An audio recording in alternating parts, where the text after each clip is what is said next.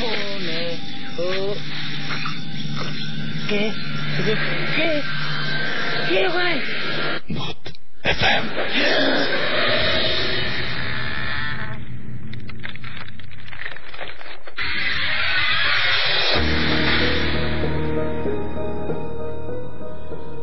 শুনছেন সবসময় রেডিও ভূতের সাথে আছি রাসেল, আর শুরু হয়ে গেল ভূত এফএম। সবাইকে নববর্ষের শুভেচ্ছা। নতুন বছরে নতুন ভাবে আবারও শুরু করছি আজকে প্রথম ভূত এফএম এই বছরের। সুতরাং নববর্ষটা নিশ্চয়ই আশা করছি অনেকেই অনেক ভালোভাবে কাটিয়েছেন, এবং নববর্ষের দিন আমরা আপনাদের কাছে কোনো ধরনের কোনো প্যারানরমাল কোনো ঘটনা নিয়ে উপস্থিত হইনি, বাট আজকে আমাদের কাছে অনেক ধরনের ঘটনা রয়েছে। সেই ঘটনাগুলো আশা করছি আপনাদের ভালো লাগবে। আর আপনাদেরকে প্রথমেই শুরুতে জানিয়ে দিই যে এসএমএস করার নিয়মটি। এসএমএস করতে গেলে যেটা করতে হবে, মোবাইলটি হাতে নিতে হবে এবং সেখানে মেসেজ অপশনে গিয়ে টাইপ করে ফেলতে হবে SHOUT শাউট স্পেস আপনার নাম স্পেস আপনার মেসেজ, আর পাঠিয়ে দিতে হবে 9840 নাম্বারে। আর আমার যদি ইমেল করতে চান, ইমেলটা অবশ্যই যারা স্টুডিওতে বিশেষ করে আসতে চান বা যারা বড় ধরনের ঘটনা ইমেল করে জানাতে চান, যেটা আমরা নেক্সট উইকে পড়ব, সেটার জন্য আপনাকে যেটা করতে হবে, ভূত এফএম BHOOTFM@radiofurti.fm, এখানে আপনারা ইচ্ছা করলে আমাদেরকে ইমেল পাঠাতে পারেন। সো আজকে বেশ কিছু এসএমএস এর মধ্যে পেয়ে গিয়েছি, এবং আমাদেরকে তন্ময় এসএমএস করেছেন গোপালগঞ্জ থেকে, এবং তিনি আমাকে অনেক অভিযোগ করেছেন যে you are very bad because আপনি আমার এসএমএস পড়েন না। এই অভিযোগ তো সবার, এবং আপনি ভয় দেখিয়েছেন আমাকে তন্ময় যে আপনি আমাকে ভূত হয়ে ভয় দেখাবেন। আচ্ছা ঠিক আছে, আসলে ভূত আছে কিনা আমি ঠিক শিওর, আমি ঠিক জানি না ভূত আছে কিনা, তবে একটা প্যারানর্মাল ওয়ার্ল্ড আছে এই বিষয়টায় আমি মোটামুটি নিশ্চিত। আমাকে মেঘা বলেছেন ভাইয়া ভূত এফএম শোনার জন্য।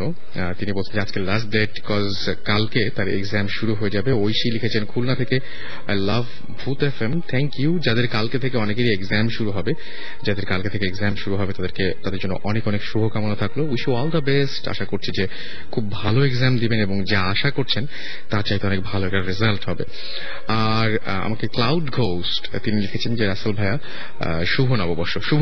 ক্লাউড ঘোস্ট তানিম লিখেছেন শুভ নববর্ষ, আমার কাল পরীক্ষা, কিন্তু ভূত এফএম বাদ দিয়ে পড়ায় মন বসাতে পারছি না, কিন্তু মন বসাতেই হবে তানিম। আপনাকে যেটা করতে হবে, আজকে পড়াশোনাটার দিকে বেশি মন দিতে হবে, যাতে আপনার রেজাল্ট নিয়ে চিন্তাটা মাথায় না থাকে এবং আপনি নিশ্চিন্ত হয়ে যে ভালো একটা রেজাল্ট হবে সেই রকম একটা ধারণা নিয়ে পরবর্তী ভূত এফএম গুলো শুনতে পারেন। বিথি লিখেছেন যে রাসেল, আচ্ছা তিনিও ভূত এফএম এর মানে আসলে প্রশংসা করেছেন, থ্যাংক ইউ।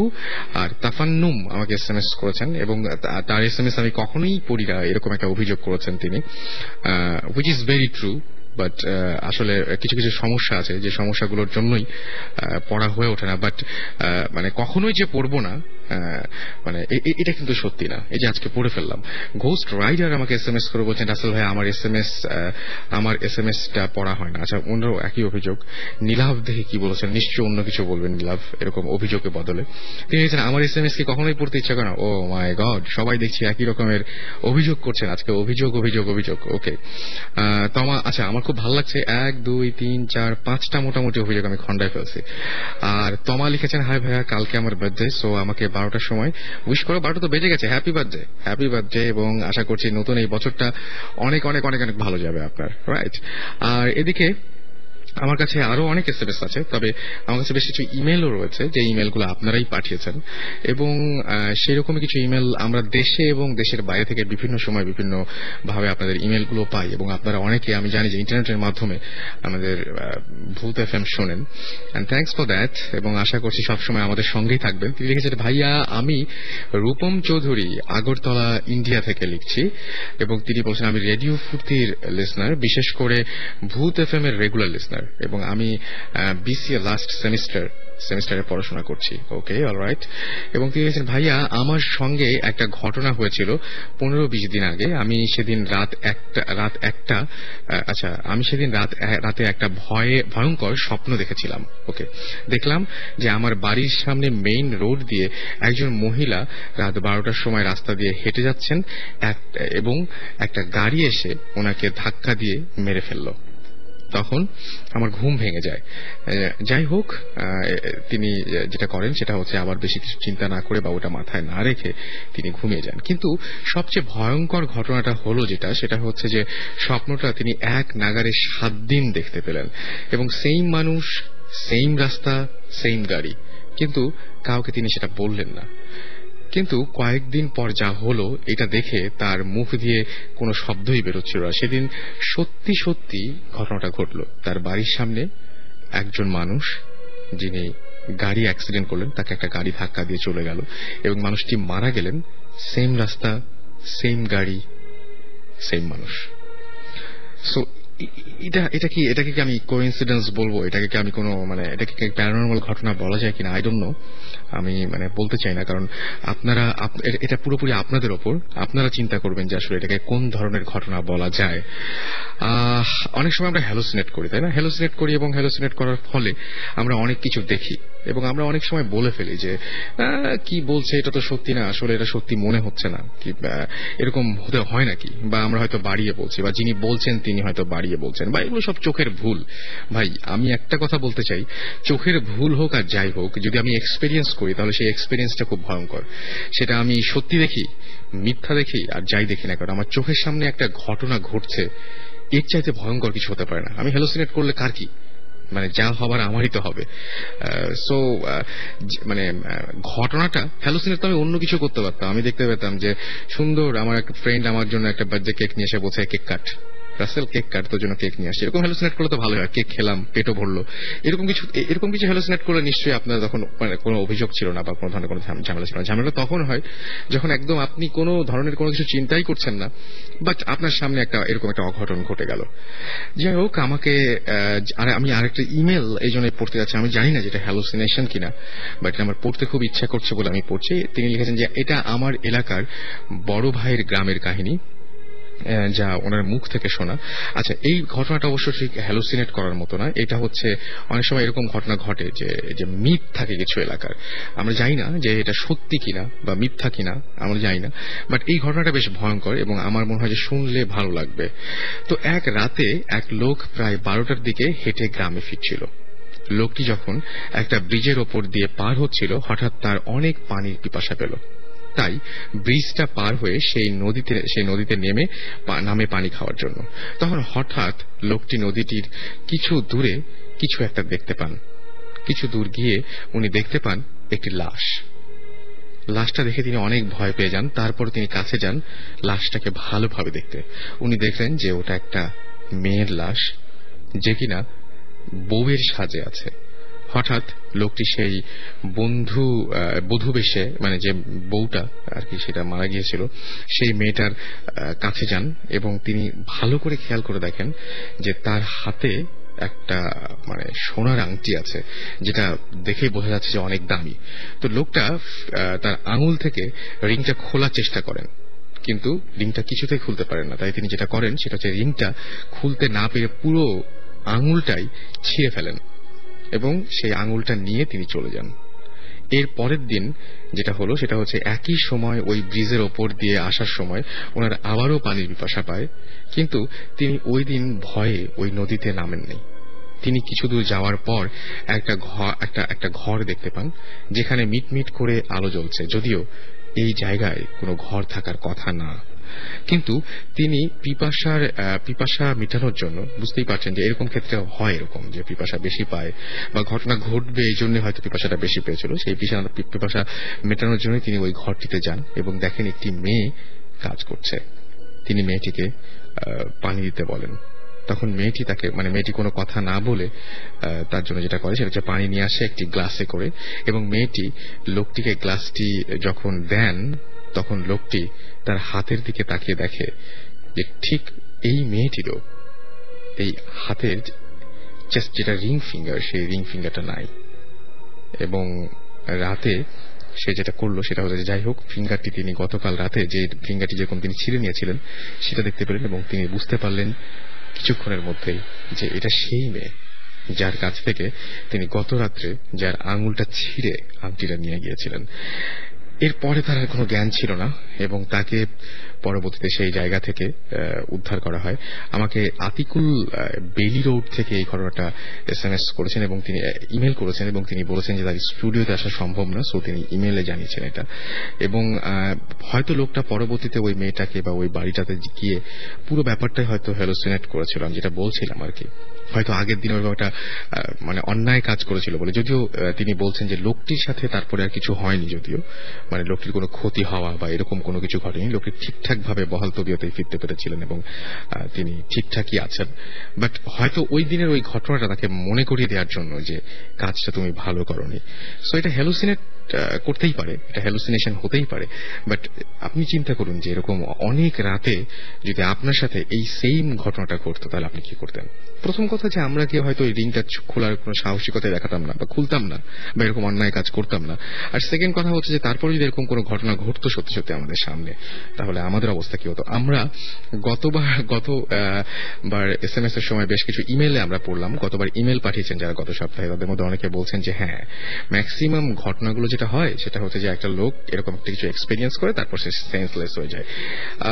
আমি চাই না যে আসলে সেন্সলেস হওয়া ছাড়া অন্য কোনো ভালো উপায় আছে কিনা। হতে পারে এরকম যে লোকটি পুরোপুরি ইগনোর করে হাসতে হাসতে বাড়ি ফিরে গেলেন, কিন্তু ঘটনাটা কি তা হওয়া সম্ভব? মানে আপনাদের যদি হতো তাহলে আপনারা কি করতেন? আর কোন মানে ঘটনাগুলো কিন্তু মোটামুটি কাছাকাছি ঘটে, একই রকম ঘটে। যেমন এই যে মাছ নিয়ে ঘটনা, রাতের বেলায় মাছ ধরতে নিয়ে যায়, এই যে এই ঘটনা কিন্তু 100 বা তারও বেশি হয়তো আছে। মানে 100 জন বললে মোটামুটি কাছাকাছি, জায়গার ভিন্নতা থাকবে, ক্যারেক্টারগুলো বদলে যাবে, কিন্তু ঘটনা ঘটবে ওই একই। মানে মানুষ যেভাবে জন্মগ্রহণ করে, মানুষ যে জন্মায় এবং মানুষ যে মৃত্যুবরণ করে, ব্যাপারটা কিন্তু একইভাবে, মানে মানুষ মানে নানাভাবে মরে, কিন্তু মরে কিন্তু, আর মানুষ জন্মায়ও, তাই না? সো ঘটনাগুলোর মধ্যে ভিন্নতা এটাই যে কার জীবনে ঘটছে। এনিওয়েজ, অনেক বকবক করে ফেললাম। আমাদের কিছু গেস্ট রয়েছেন, সেই গেস্টের কাছে যাব এবং আমরা দেখতে পাচ্ছি যে আমাদের কাছে অলরেডি বেশ কিছু SMS চলে এসছে। ভূতের মেডিকেল আমাদের SMS করেছেন, ভূতের মেডিকেল গ্রুপ। তিনি বলেছেন যে ভাইয়া ভৌতিস্টরা আমি যত জানি যে আজকে জয়েন করবেন তারা আমাদের সাথে। তমা লিখেছেন খিলগাঁও থেকে যে আচ্ছা, ফিঙ্গারের রিং এটা একটা স্টোরি। এটা স্টোরি কিনা আমি ঠিক বলতে পারবো না, তবে এটা হচ্ছে সেই এলাকায় চালু আছে। আচ্ছা, রাজীব লিখেছেন তিনি ভূত FM পছন্দ করেন। এছাড়াও বাবলু আমাদের SMS করেছেন আমাদেরকে, নিশু SMS করেছেন, জিকো, অনিক রাজ SMS করেছেন, এছাড়াও SMS করেছেন জারা, সালাম, এছাড়াও জিনপুরি SMS করেছেন, এছাড়াও আমাদের SMS করেছেন চিটাগং সিটি থেকে। আচ্ছা, নামটা লেখেননি আপনি। আচ্ছা, যাই হোক, আমরা এক এক আপনাদের সব SMS গুলো পড়ার চেষ্টা করবো। নাইট ডেভিলের SMS এই মাত্র আসলো। প্রণয়ের SMS, স্যাম SMS করেছেন আমাদেরকে। সো আমরা যেটা করব সেটা হচ্ছে যে এখন আপাতত গেস্টদের এক্সপেরিয়েন্স গুলো শুনবো, and in the mean time আপনারাও আমাকে SMS করুন, লিখে ফেলুন SHOUT শাউট স্পেস আপনার নাম স্পেস আপনার মেসেজ আর পাঠিয়ে দিন 9840 নাম্বারে। আচ্ছা, আমি শুধু আপনার কাছে যাই, আপনি ঢাকা থেকে, আপনি শাহজাহানপুর থেকে এসেছেন, রাইট? জি, আপনি বলেন। হ্যালো ডিয়ার লিসনার্স, আপনি কোথা থেকে এসেছেন? তারেক রহমান, শাহজাহানপুর থেকে এসেছেন। তারেক রহমান, কি ঘটনা আপনার? আমি যেটা জানি যে আপনাদের বাসায় বেশ উইয়ার্ড সব ঘটনা ঘটছে। গ্রামের বাসাটা কোথায়? ফেনীতে। আচ্ছা, সেখানে খুব উইয়ার্ড ঘটনা ঘটছে এবং বেশ অনেক দিন ধরে। সো কি হচ্ছে সেখানে? আমি প্রথমে বলি যে আমার এক ফুপু আমাদের বাড়িতেই থাকে এবং উনি এবং আমরা একই বাড়িতে, কিন্তু আমাদের ঘর আলাদা। এবং আমার ফুফাতো ভাই ছিল 6 জন, এর ভিতরে 5 জনই থাকতো দেশের বাইরে। তো 2001-এ যেটা হয় যে আমার ফুপুরা আলাদা একটা ঘর করে এবং সেই ঘরটা করে হলো ঘরে মানে বাড়ির একদম এক সাইডে, যেখানে ছিল অনেক ঘন জঙ্গল ছিল, অনেক পুরনো গাছপালা ছিল। তো ঘর করার পর যেটা হয় যে বিভিন্ন ধরনের ঘরটা তৈরি হওয়ার পর বিভিন্ন ধরনের প্রবলেম ক্রিয়েট হয় এবং ফার্স্ট যে প্রবলেমটা ক্রিয়েট হয় যে 2 মাস পরে জানতে পারে যে যেই ওনাদের যে মিস্ত্রিটা ছিল, প্রধান মিস্ত্রি, ঘরটা যিনি তৈরি করেন, তার একটা পা বাঁকা হয়ে যায়।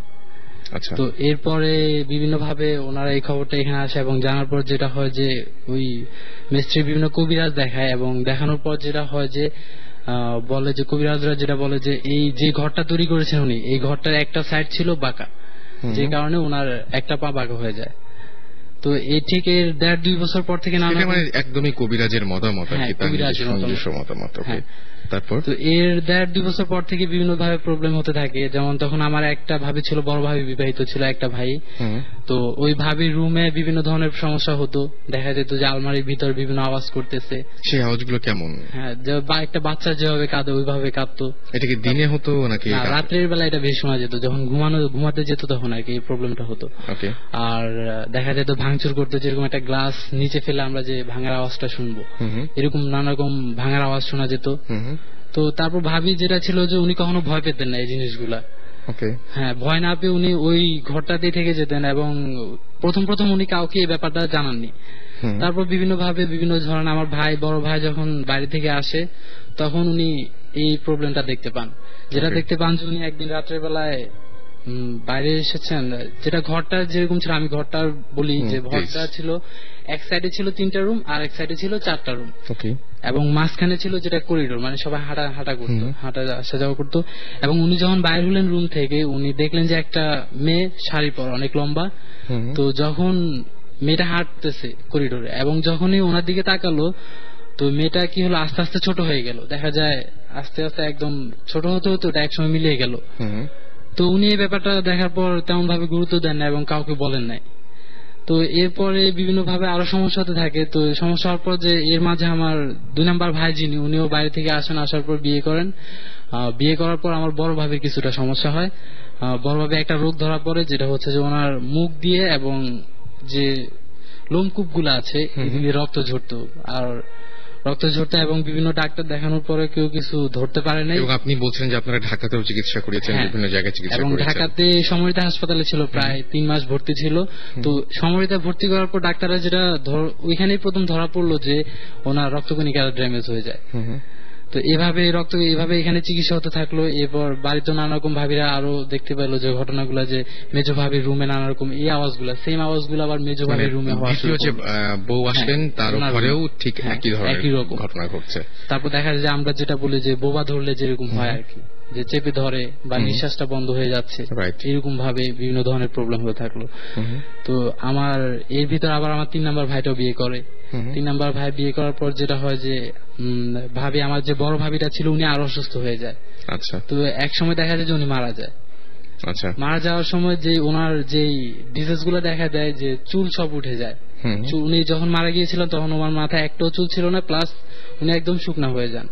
আচ্ছা। তো এইভাবে মারা যায়। তো এর কিছুদিন পরে যেটা ধরা পড়ে যে আমার 2 নাম্বার যে ভাবি, দ্বিতীয় ভাবি, মেজো ভাবি, ওনারও ঠিক একই সেম সমস্যাটা ধরা পড়ে কিছুদিনের মধ্যে। হ্যাঁ, কিছুদিনের মধ্যে, যে রক্ত ঝরতেছে প্লাস লোমকূপ গুলা দিয়ে রক্ত, বোঝা যাচ্ছে সেম আপনার মানে বড় ভাবির যে প্রবলেম হয়েছিল, সেম একই প্রবলেম তার শুরু হয়ে গেছে, একই প্রবলেম।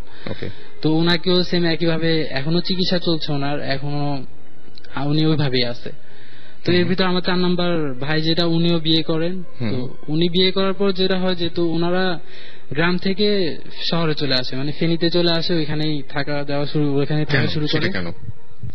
যে বিভিন্ন ঘর, ওনাদের যে ঘরটা ছিল এটা প্রবলেমের জন্য দেখা যাচ্ছে যে ভাবিরা থাকতে চাচ্ছে না এখানে, হয়তো ভাইয়াদেরও ইন্টারেস্ট নেই ওইভাবে, যে স্ত্রীরা অসুস্থ হয়ে পড়তেছে, এজন্য ওনারাও চাচ্ছিলেন যে কিছুদিন বাইরে থাকার জন্য। আচ্ছা। তো ওনারা বাইরে গেলেন, বাইরে থাকলেন কিছুদিন। তো 4 নাম্বার ভাইও বিয়ে করলো, দেখতেছে এখন কারোর প্রবলেম হচ্ছে না, কোনো ভাবিরাও তেমন কিছু দেখতেছে না। মানে যখন আপনারা ওই শহরটা, মানে গ্রাম ছেড়ে শহরে আসলেন, তখন আর কারো কোনো ধরনের প্রবলেম হয়নি। তখন কি কেউ কিছু দেখতেন, মানে যে কিছু দেখতেন না, কোন ভাবি কিছু ওইভাবে দেখেনি।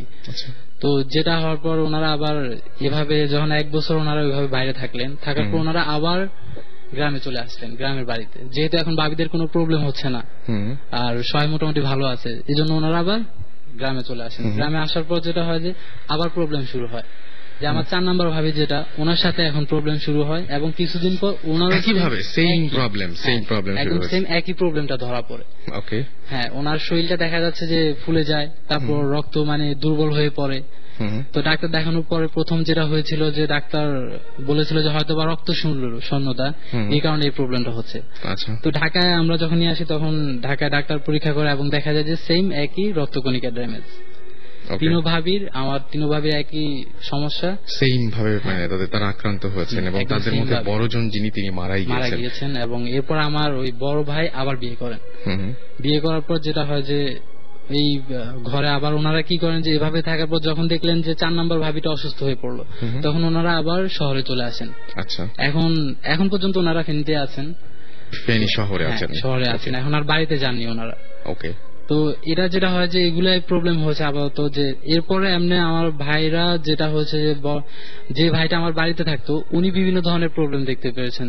যেমন উনি ফেনীতে থাকতেন, তারপর উনি কি করতেন যে প্রতি বৃহস্পতিবার বাড়িতে গিয়ে থাকতেন। তো বাড়িতে থাকার পর যেটা এক রাতে হলো কি যে ফ্যান চলতেছে, ফ্যানটা হঠাৎ অস্বাভাবিক জোরে ঘোরা শুরু হয়ে গেল। তো উনি যেটা দেখলেন যে কেউ একজন তাকে চেপে ধরতেছে, আর নখগুলো বড় বড়, দাঁতগুলো মানে বড় বড় এই টাইপের। তো উনি কোন রকম সূরা একটা পরে, মানে এটা হচ্ছে ঠিক আছে বোমা ধরার মতো যে ব্যাপারটা হয় আর কি, ওইভাবেই উনি একটা সূরা পরে দৌড় দিয়ে ঘর থেকে বের হয়ে গেলেন। তো উনি আর ওই রাত্রে এখানে ছিলেন না। এরপর থেকে মোটামুটি কেউ আর ওখানে থাকে না। তারপর যেটা হয় যে আমরা ভাইয়েরা বিভিন্ন ভাবে, হুজুর বলেন বা কবিরাজ বলেন, আমরা বিভিন্ন ভাবে ওইটা হয়েছে, এবং কোন হুজুরই কোন ধরনের সমাধান দিতে পারে না এখন পর্যন্ত। কিন্তু সবার কথায় যেটা মিল ছিল, মানে ম্যাক্সিমাম হুজুর যেটাই বলেছেন যে যেহেতু জায়গাটা পুরনো এবং জায়গাটার গাছগুলো যেহেতু অনেক আগে লাগানো, অনেক পুরাতন গাছ ছিল, এবং আমরা যেটা জানি যে গ্রামে বা শহরে যেখানে হুজুররা কি করে যে যদি কোনো জিন খারাপ থাকে তাহলে তাকে বোতলে আটকে রাখে। আমি এইখানে একটা কথা বলবো যে বোতলের ব্যাপারটা যেটা বলেন, আমি নাম বলতে পারছি না একদমই, কিন্তু আমাদেরই খুবই মানে আমাদের সাথে রেগুলার আছেন এরকম মানুষের কাছ থেকে, বা আমরা শুনেছি যে হ্যাঁ অনেকেই বলেছেন এই ব্যাপারটা যে হ্যাঁ যে বোতলে ভরে ফেলা যে ব্যাপারটা, এটা ঠিক আমি নিজে কোনোদিন দেখি নাই, কিন্তু আমি শুনেছি যে এরকম ধরনের ঘটনা ঘটে, অনেকের কাছে আমি জিনিসটা শুনেছি। আমি যেটা দেখেছি যে আমাদের এলাকায় যে হুজুর আছে ওনার রুমে আমি এই জিনিসটা দেখেছি, যে চারপাশে বোতল লাগানো। পরে আমি আমার আব্বুকে জিজ্ঞেস করলাম একদিন বাসায় যে এটা কেন, পরে বললো যে এখানে জিনদের আটকানো, যারা খারাপ থাকে ওদেরকে এখানে মানে ধরে আটকায় রাখা হয় আর কি, শাস্তি স্বরূপ এটা। তো যেটা হয় যে ওনাদের গাছগুলো কাটা, যখন বিল্ডিংটা তৈরি করা হয় তখন গাছগুলো কাটা হয়, এবং গাছগুলো যখন কাটা হয় তখন ওইখানে যে আমরা যেটা বলছি যে বোতলে ভরে যে জিনদেরকে রাখা হয়, খারাপ জিনদেরকে। তো স্বাভাবিক যে একটা যখন ঘর করার জন্য যখন পিলারটা তৈরি করা হয় তখন গর্ত করতে হয়, এবং এখানে যে বোতলটা ছিল সেটা ভেঙে যায়, যার কারণে কি হয় যে ওইখানে যে জিনগুলো ছিল ওরা বেরিয়ে আসে। বেরিয়ে আসার পর যে ঘরের পাশেই বড় একটা আম গাছ, অনেক পুরাতন একটা আম গাছ আছে, ওরা এখন হুজুরা যেটা বলছে আর কি, ওরা ওইখানেই থাকতেছে বর্তমানে। আচ্ছা। এবং ওই জিনগুলা যেটা বলছে যে ওরা এই ঘরে কাউকে থাকতে দিবে না, প্লাস ওরা 7 জন মহিলাকে খাবে, মানে ইফেক্ট করবে ওরা, মানে তারা 7 জন মহিলার ক্ষতি করবে আর কি। এবং খুব আশ্চর্যজনক ভাবে আমি জানি না যে আপনারা যারা শুনলেন এতক্ষণ এই ঘটনাটা তারা খেয়াল করেছেন কিনা, যে এখানে আপনি বলছেন একটা ফুপু আছে, আপনার যে ফুপু সেই ফুপুর কি কোনো প্রবলেম হয়? না, ফুপুর প্রবলেম হয় না। আমি আগে যেটা বলছি যে কেউই থাকে না, শুধু একমাত্র আমার ফুপুই থাকে বাড়িতে। এখন মাঝে মাঝে উনি দেখা যায় উনি ফেনীতে থাকে, তারপর দেখা যায় যে উনি কোন ওকেশনে আসলেন 1 সপ্তাহ 2 সপ্তাহ 1 মাস উনি একলাই একটা ঘরে একটা রুমে আছেন, কিন্তু ওনার কখনো কোনো প্রবলেম ক্রিয়েট হয় না, এবং উনি কখনো কোনো কিছু দেখেন না।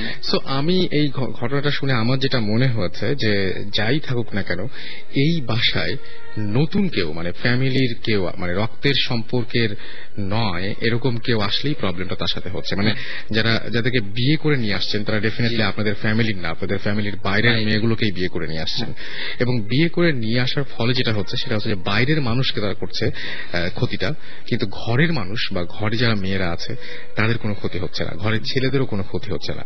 বাট এটা খুবই উইয়ার্ড একটা ঘটনা যে একে একে একে একে প্রত্যেকটা ভাবির জীবনেই বা প্রত্যেকটা মেয়ের জীবনেই এরকম ঘটনা ঘটবে। সো এখানে যেটা হয়েছে যে আমার প্রথম 2 ভাবিকে ওরা ইফেক্ট করেছে, প্লাস 3 নাম্বারটাকে কিন্তু করে নাই, আবার 4 নাম্বারটা। ওকে, বাট আমি জানি না যে 3 নাম্বারটাকে যে মানে জাস্ট স্কিপ করে গেছে তার মানে এই না যে তার কিছু ঘটবে না বা না করুক। হ্যাঁ, বাট এই ব্যাপারটা এরকম হচ্ছে যে মানে ব্যাপারটা হচ্ছে যে সবসময় বাইরের মানুষের সাথে ঘটছে। আমি যে ব্যাপারটা বলছিলাম, আমরা প্রথমে যেটা ভাইয়েরাও যেটা মনে করেছিল হয়তোবা প্রথম যিনি 2 ভাবি ছিল ওনাদের রক্তের গ্রুপ ছিল একই, তো প্রথম ওনারা যেটা ভেবেছিল যে হয়তো ওই ধরনের কোনো সমস্যা, কিন্তু যখন 4 নম্বর ভাবিটার হলো তখন ওনারা এটা থেকে সরে এসেছে যে না এখানে তো রক্তের গ্রুপ আলাদা। সেটাই না, আমি যে SMS এ একটু আগে দেখলাম যে আমাকে মেধা জিজ্ঞেস করেছে যে ভাইয়া তুমি কি কবিরাজদের বিলিভ করো। আমার কথা হচ্ছে কি যে বিপদে পড়লে তখন মানে এই প্রশ্নটার উত্তর পাওয়া যাবে আসলে। আমরা যদি বিপদ না হয় তাহলে আমরা কখনোই বিশ্বাস করবো না, অনেক কিছু উড়িয়ে দিই আমরা। আমাদের যেরকম হয় না যে আমরা সাধারণত যে দেখা যায় মানে ফুট ওভার ব্রিজ যেগুলো আর কি, সেই ব্রিজগুলোতে আমরা ওই যে হাঁটতে চাই না, কিন্তু একটা অ্যাক্সিডেন্ট ঘটে গেলে তখন বোঝা যাবে যে ওটা আসলে গুরুত্ব কতখানি। সো ব্যাপারগুলো আসলে ঠিক এরকম না যে আমি মানে হুট করে বলে দিতে পারবো যে আমি বিলিভ করি কি না করি। আসলে আমার কাছে এই ধরনের প্রশ্নের কোনো অ্যান্সার নাই। আমাকে সৌরভ মালিবাগ থেকে লিখেছেন যে আজকে তিনি বাসাতে একা, সো তাহলে তো আমি বলবো যে ভূত FM শোনার জন্য পারফেক্ট একটা ডে। আচ্ছা, আমরা জিন নিয়ে কথা বলছিলাম, আপনিও বলছিলেন জিন নিয়ে কথা, এবং জিন নিয়ে আমরা আরো কিছু কথা বলবো, এবং আমাদের সাথে আরো একজন গেস্ট রয়েছেন, তিনি তার আগে একটু কথা বলবেন। তিনি আমাকে শুরুতেই বলেছিলেন যে ব্ল্যাক ম্যাজিক নিয়ে একটু কথা বলবেন। তার আগে আপনার পরিচয়টা জানি। আসসালামু আলাইকুম, আমার নাম হচ্ছে তুরাজ ফারজাল হক ফ্রম গুলশান। ওকে, সো আপনি ব্ল্যাক ম্যাজিক নিয়ে আমাকে বেশ ফোনে বলছিলেন, সো একটু বলবেন। কোরআন যেটা বলে অ্যাবাউট ম্যাজিক, যেটা হচ্ছে কুফর, মানে it is thing which exist. এটা এমন না যে এই জিনিসটা নাই বা মিথ্যা কথা, এই জিনিসটা আছে কিন্তু এটা ইউজ করা যাবে না। ওকে, লাইক মেনি আদার থিং যেগুলো আছে কিন্তু ইউজ করা যাবে না। এবং এটা ঠিক যে যেমন কোরআনে আমরা দেখি যে আছে যে ব্ল্যাক ম্যাজিক ইউজ করা হয় একটা লোক এবং তার স্ত্রীর মাঝখানে সেপারেশন করে দেওয়ার জন্য, এরকম অনেক সম্পর্কের বিচ্ছেদ ঘটানোর জন্য, এরকম মানে খারাপ কাজে ব্যবহার করা হয় বেশি। আবার এমনও হইতে পারে যে কোন লোক কোন মেয়েকে চায়, তার পছন্দ, সে এমনি আসতেছে না, জাদু করতেছে ইত্যাদি। এবং উনি যে বলতেছিলেন যে ওনার ভাবি চুল পড়ে গেছেন, একদম চিকন হয়ে গেছেন, এগুলো হচ্ছে সাইন যে হয়তো ওনার উপর জাদু টাদু করা হয়েছে। এটা কিন্তু একটা সাইন, বাকিটা আল্লাহ ভালো জানেন। ওকে, সো আপনার তার মানে আপনার সাজেশন হচ্ছে যে মানে ব্ল্যাক ম্যাজিক, আপনি বলছিলেন বারবার করে, আমি আসলে এটা বলবো যে ব্ল্যাক ম্যাজিক যেন কেউ না করে। রাইট, বিকজ আসলে আমরা মনে করি কি যে একবার কেউ বলছে লা ইলাহা ইল্লাল্লাহ, সে মুসলিম হয়ে গেছে, জান্নাতে চলে যাবে। বাট অনেক কাজ আছে বা অনেক বিলিফ আছে, যদি ওটা আপনি করেন তো ওই লোকটা কিন্তু অটো কাফের হয়ে যাবে। He does not have to intend যে আমি করে ইসলাম থেকে বের হয়ে। সেটাই, এরকম একটা হচ্ছে black magic, using and believing. এই ক্ষেত্রে আরেকটা জিনিস আছে, অনেকে বলে যে ব্ল্যাক ম্যাজিকে আমাকে এফেক্ট করছে, সো এটাকে কিওর করার জন্য পাল্টা ম্যাজিক করতে হবে। এটা কিন্তু ঠিক না, কারণ এটা যদি আপনি করেন যে কিওর করার জন্য, ওই ক্ষেত্রে এটা কুফর হয়ে যাবে, একটা লোক ইসলাম থেকে বের হয়ে যাবে আর কি। রাইট, সো আপনার এই যে জিন নিয়ে বেশ কিছু এক্সপেরিয়েন্স আছে, আপনাদের ফ্যামিলিতেই আছে এটা। সো যদিও খুব ছোট ছোট ঘটনা, তারপরেও শুনি। মানে তার আগে জিজ্ঞেস করি যে জিন ব্যাপারটা যেহেতু আপনাদের ফ্যামিলির সাথে ঘটেছে, আপনি এখন তো বিশ্বাস করেন যে জিন আছে? জিন তো ফ্যামিলির সাথে না ঘটলে বিশ্বাস করতে হইতো, যেহেতু আমি মুসলিম, কোরআন বলতেছে, ইনফ্যাক্ট কোরআন একটা সূরার নামই আছে জিন। রাইট, তার সাথে সাথে একটা জিন বিষয়ক যে কেসটা হচ্ছে যে মানুষ আর জিনের ক্রিয়েশনের পারপাস হচ্ছে আল্লাহর ইবাদত করা। আমরা যখন এটা ছেড়ে অন্যদিকে চলে যাই, এক্সট্রিম কেসে পৌঁছাইলে সে শয়তান হয়ে যায়, কারণ শয়তান তো একটা জিন। সে যখন আল্লাহর ইবাদত থেকে বের হয়ে গেছে, এক্সট্রিম লেভেলে পৌঁছাইলে সে শয়তান হয়ে গেছে। রাইট, এবং মানুষের মধ্যে এটা হয়। তো আপনি কোনোদিন দেখেছেন এরকম পজেসড কাউকে বা এরকম পজেসড কাউকে? আমি নিজে মনে হয় না দেখছি, আই ডোন্ট থিংক আমি দেখছি, কিন্তু আপনাদের ফ্যামিলিতে অনেকেই দেখছি। আমি শুনি তাহলে যে কি হয়েছিল বা এরকম। আর জাস্ট একটা ছোট কথা, যে এই যেসব জিনরা মানুষের ক্ষতি করে বা এফেক্ট করে অথবা ইভেন হেল্পও করে, এরকম সাধারণত মুসলিম জিন করবে না, কারণ মুসলিম জিন আর মানুষের কিন্তু কানেকশন হওয়া ঠিক না, অ্যাজ ইন অ্যালাউড না। তো মানুষের সাথে যারা কন্ট্যাক্ট করে, এতে হয়তো তারা গুনাহগার, খারাপ জিন অথবা কাফের জিন। এটা হচ্ছে একটা বেসিক যেটা আমাদের বিলিফ, যে মুসলিম জিন উইল নট ডু দিস। যাই হোক, তো স্টোরি যেগুলো, মানে স্টোরি তো না, মানে ট্রু স্টোরি যেগুলা, তো আমি স্টার্ট করবো আমাদের আগের যে বাসা আরামবাগে, ওই বাসার মধ্যে অনেক স্টোরিজ আছে এরকম।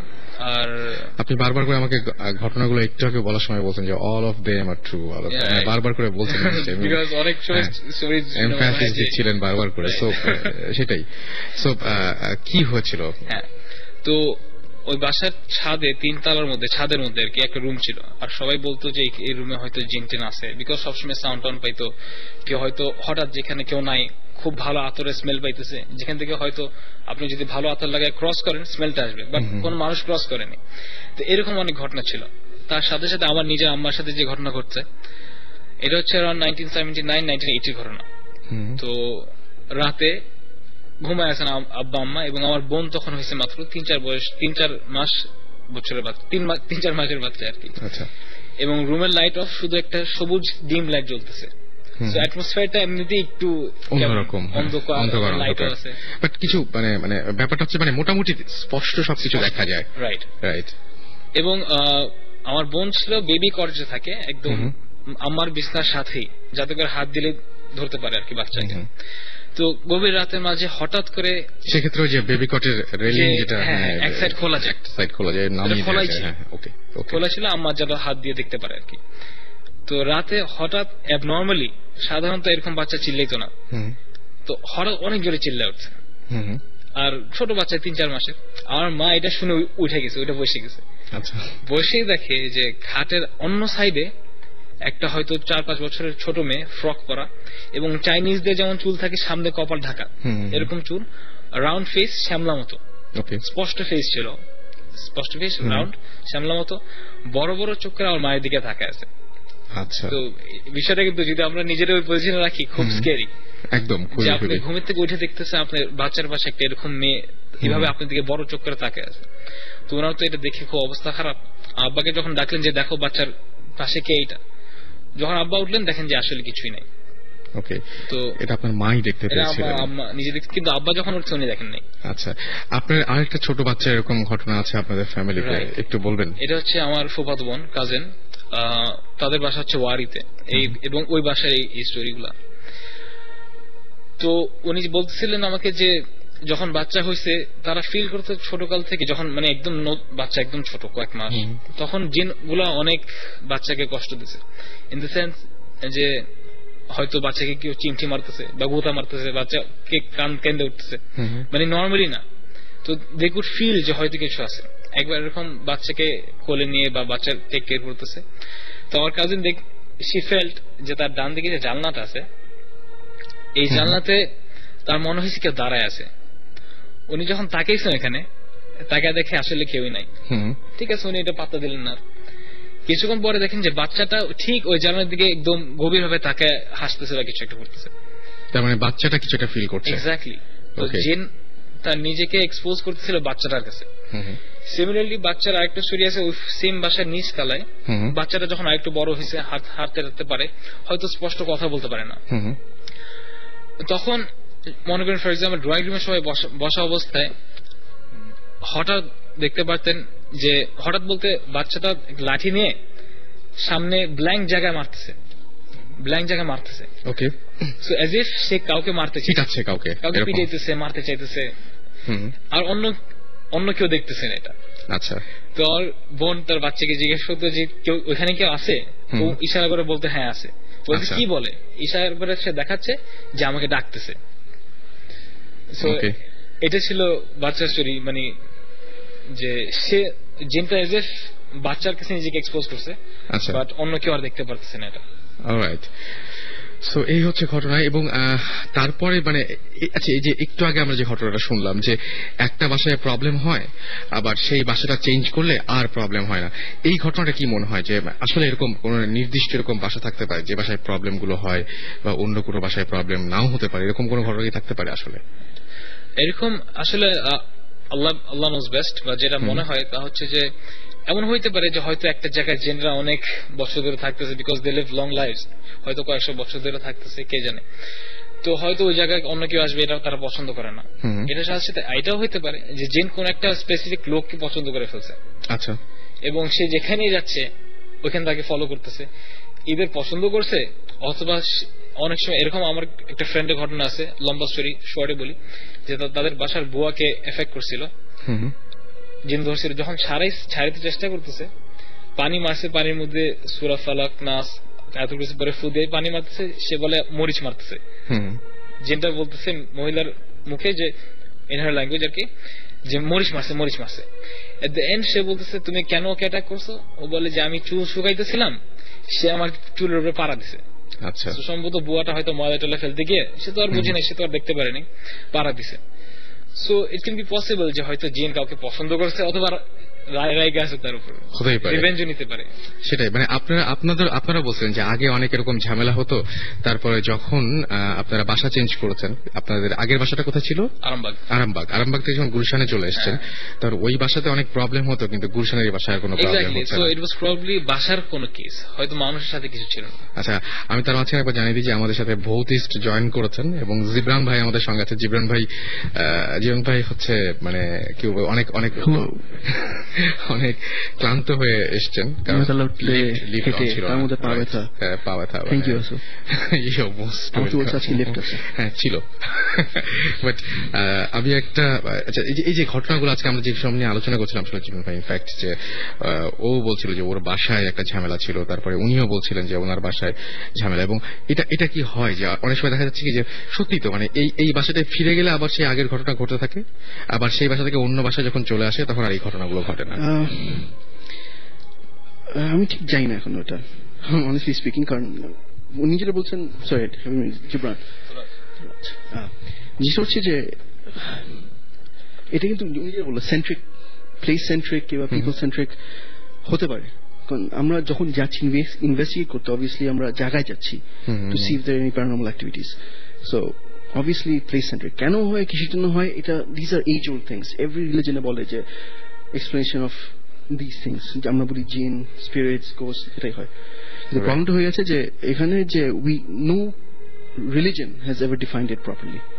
Right. একটা জিনিসই ধরা, কোরআন tried, এখানে বলেছে 3 রকমের জিন আছে, one doesn't do anything, other takes animal shapes and forms, the last one is the most powerful one, that they can actually do some harm, একদম করতে পারে যেটা। এখন জিনিস হচ্ছে যে ওরা কেন করে, কিসের জন্য করে, আজ পর্যন্ত আমরা যাই না সত্যি। সো আমরা একটু একটা ছোট ব্রেকে যাব। আমাদেরকে আমি বলে দিই ফট করে যে আমাদেরকে সোহান এসএমএস করেছেন, মিনা ফারহানা চিটাগাং থেকে এসএমএস করেছেন, শহীদ এসএমএস করেছেন আমাদেরকে, নকিব, সৌরভ সিলেট থেকে এসএমএস করেছেন, আফিয়া এসএমএস করেছেন, ভূতের রানী এসএমএস করেছেন, জিবরান ভাই এসেছেন, এবং আপনারা সবাই জানেন যে জিবরান ভাই একটা পুরস্কার ঘোষণা করেছেন আপনাদের উপরে, যে আপনারা যত ভয়ঙ্কর বা যত মানে স্পেশাল মানে কি বলবো, একদম ডিফারেন্ট টাইপের সব নামগুলো পাঠিয়ে দিবেন আপনাদের, যেমন যে ভূতের রানী একটা নাম, রাইট। এবং সেটা যেটা করতে হবে সেটা হচ্ছে আপনি এভাবে এসএমএস পাঠালে যে নামটা বেস্ট হবে তার জন্য একটা পুরস্কার রয়েছে জিবরান ভাইয়ের পক্ষ থেকে। লহমা আমাদের এসএমএস করেছেন, লিমন এসএমএস করেছেন, আবিদ এসএমএস করেছেন, আরাফ এসএমএস করেছেন, আতিক এসএমএস করেছেন, এছাড়াও আমাদেরকে এসএমএস করেছেন জিবরানের ভূত, নামটা বেশ ভালো না? অনেক খবর আছে, সোফার নামটা বেশ ভালো। সো এছাড়াও রুমও এসএমএস করেছেন, আমাদেরকে এসএমএস করেছেন, আর যে রূপকথা, ওকে, মেহরাব এসএমএস করেছেন, নেভাল ঘোস্ট এসএমএস করেছেন, ডেড ম্যান এসএমএস করেছেন, ভাই আমি বাড়িতে একা বাট খুব এনজয় করছি, ডেড ম্যান। সো আপনি ভাই ডেডম্যান, আপনি বাড়িতে একা থাকলে কি আর মানে সবাই মিলে সেটাই। জাহিন এসএমএস করেছেন, মানে ম্যাক্সিমাম এসএমএস এর মধ্যে সেটা হচ্ছে যে হয় ভূত এফএম অনেক ভালো লাগে, না হলে ভৌতিস্ট কবে শুরু হবে। সো ভৌতিস্ট শুরু হতো দিন চলেই আসছে, তাই না? একদম কাছাকাছি। রঙ্গন এসএমএস হচ্ছে আমরা কিছুদিনের মধ্যেই আপনাদের একটা আল্লাহর কসম ডেট দিয়ে দেবো। আল্লাহর কসম ডেটে আপনারা টেলিভিশন খুলে ওয়েট করবেন এবং মানে ভৌতিস্ট ট্রেলারও যাবে যখন আপনারা টিভিতে দেখবেন। সো আমরা একটা নতুন বছর শুরু করছি, এই নতুন বছরে ভূত এফএম এবং ভৌতিস্ট নিয়ে অনেক কিছুই হবে। সো স্টে টিউন এবং আপনারা সময় মতো সব খবর পেয়ে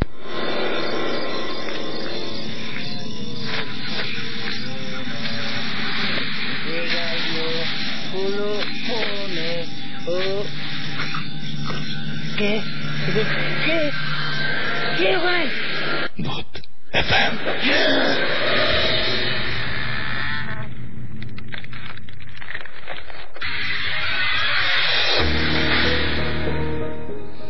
রাইট, শুনছেন সবসময় রেডিও ফুর্তি, চলছে ভূত এফএম, সাথে আছে রাসেল। ঘড়িতে সময় রাত 12:47।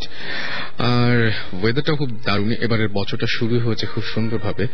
আমরা জানি যে বৈশাখ যেমন হয়, সারাদিন প্রচন্ড গরম, প্রচন্ড ভ্যাপসা একটা গরম ছিল, রোদের মানে তাপ ছিল অনেক বেশি, এবং সন্ধ্যাবেলায় আরো বেশি গরমটা বাড়লো, এবং এক সময় সেটা ঝড়ে রূপান্তর হলো এবং বৃষ্টি হয়ে ঝরে পড়লো। এবং আজকের দিনটাতে রোদ থাকলে থাকলেও গরমের কষ্টটা অনেকেরই একটু কম হয়েছে গতকালকে চাইতে অন্তত।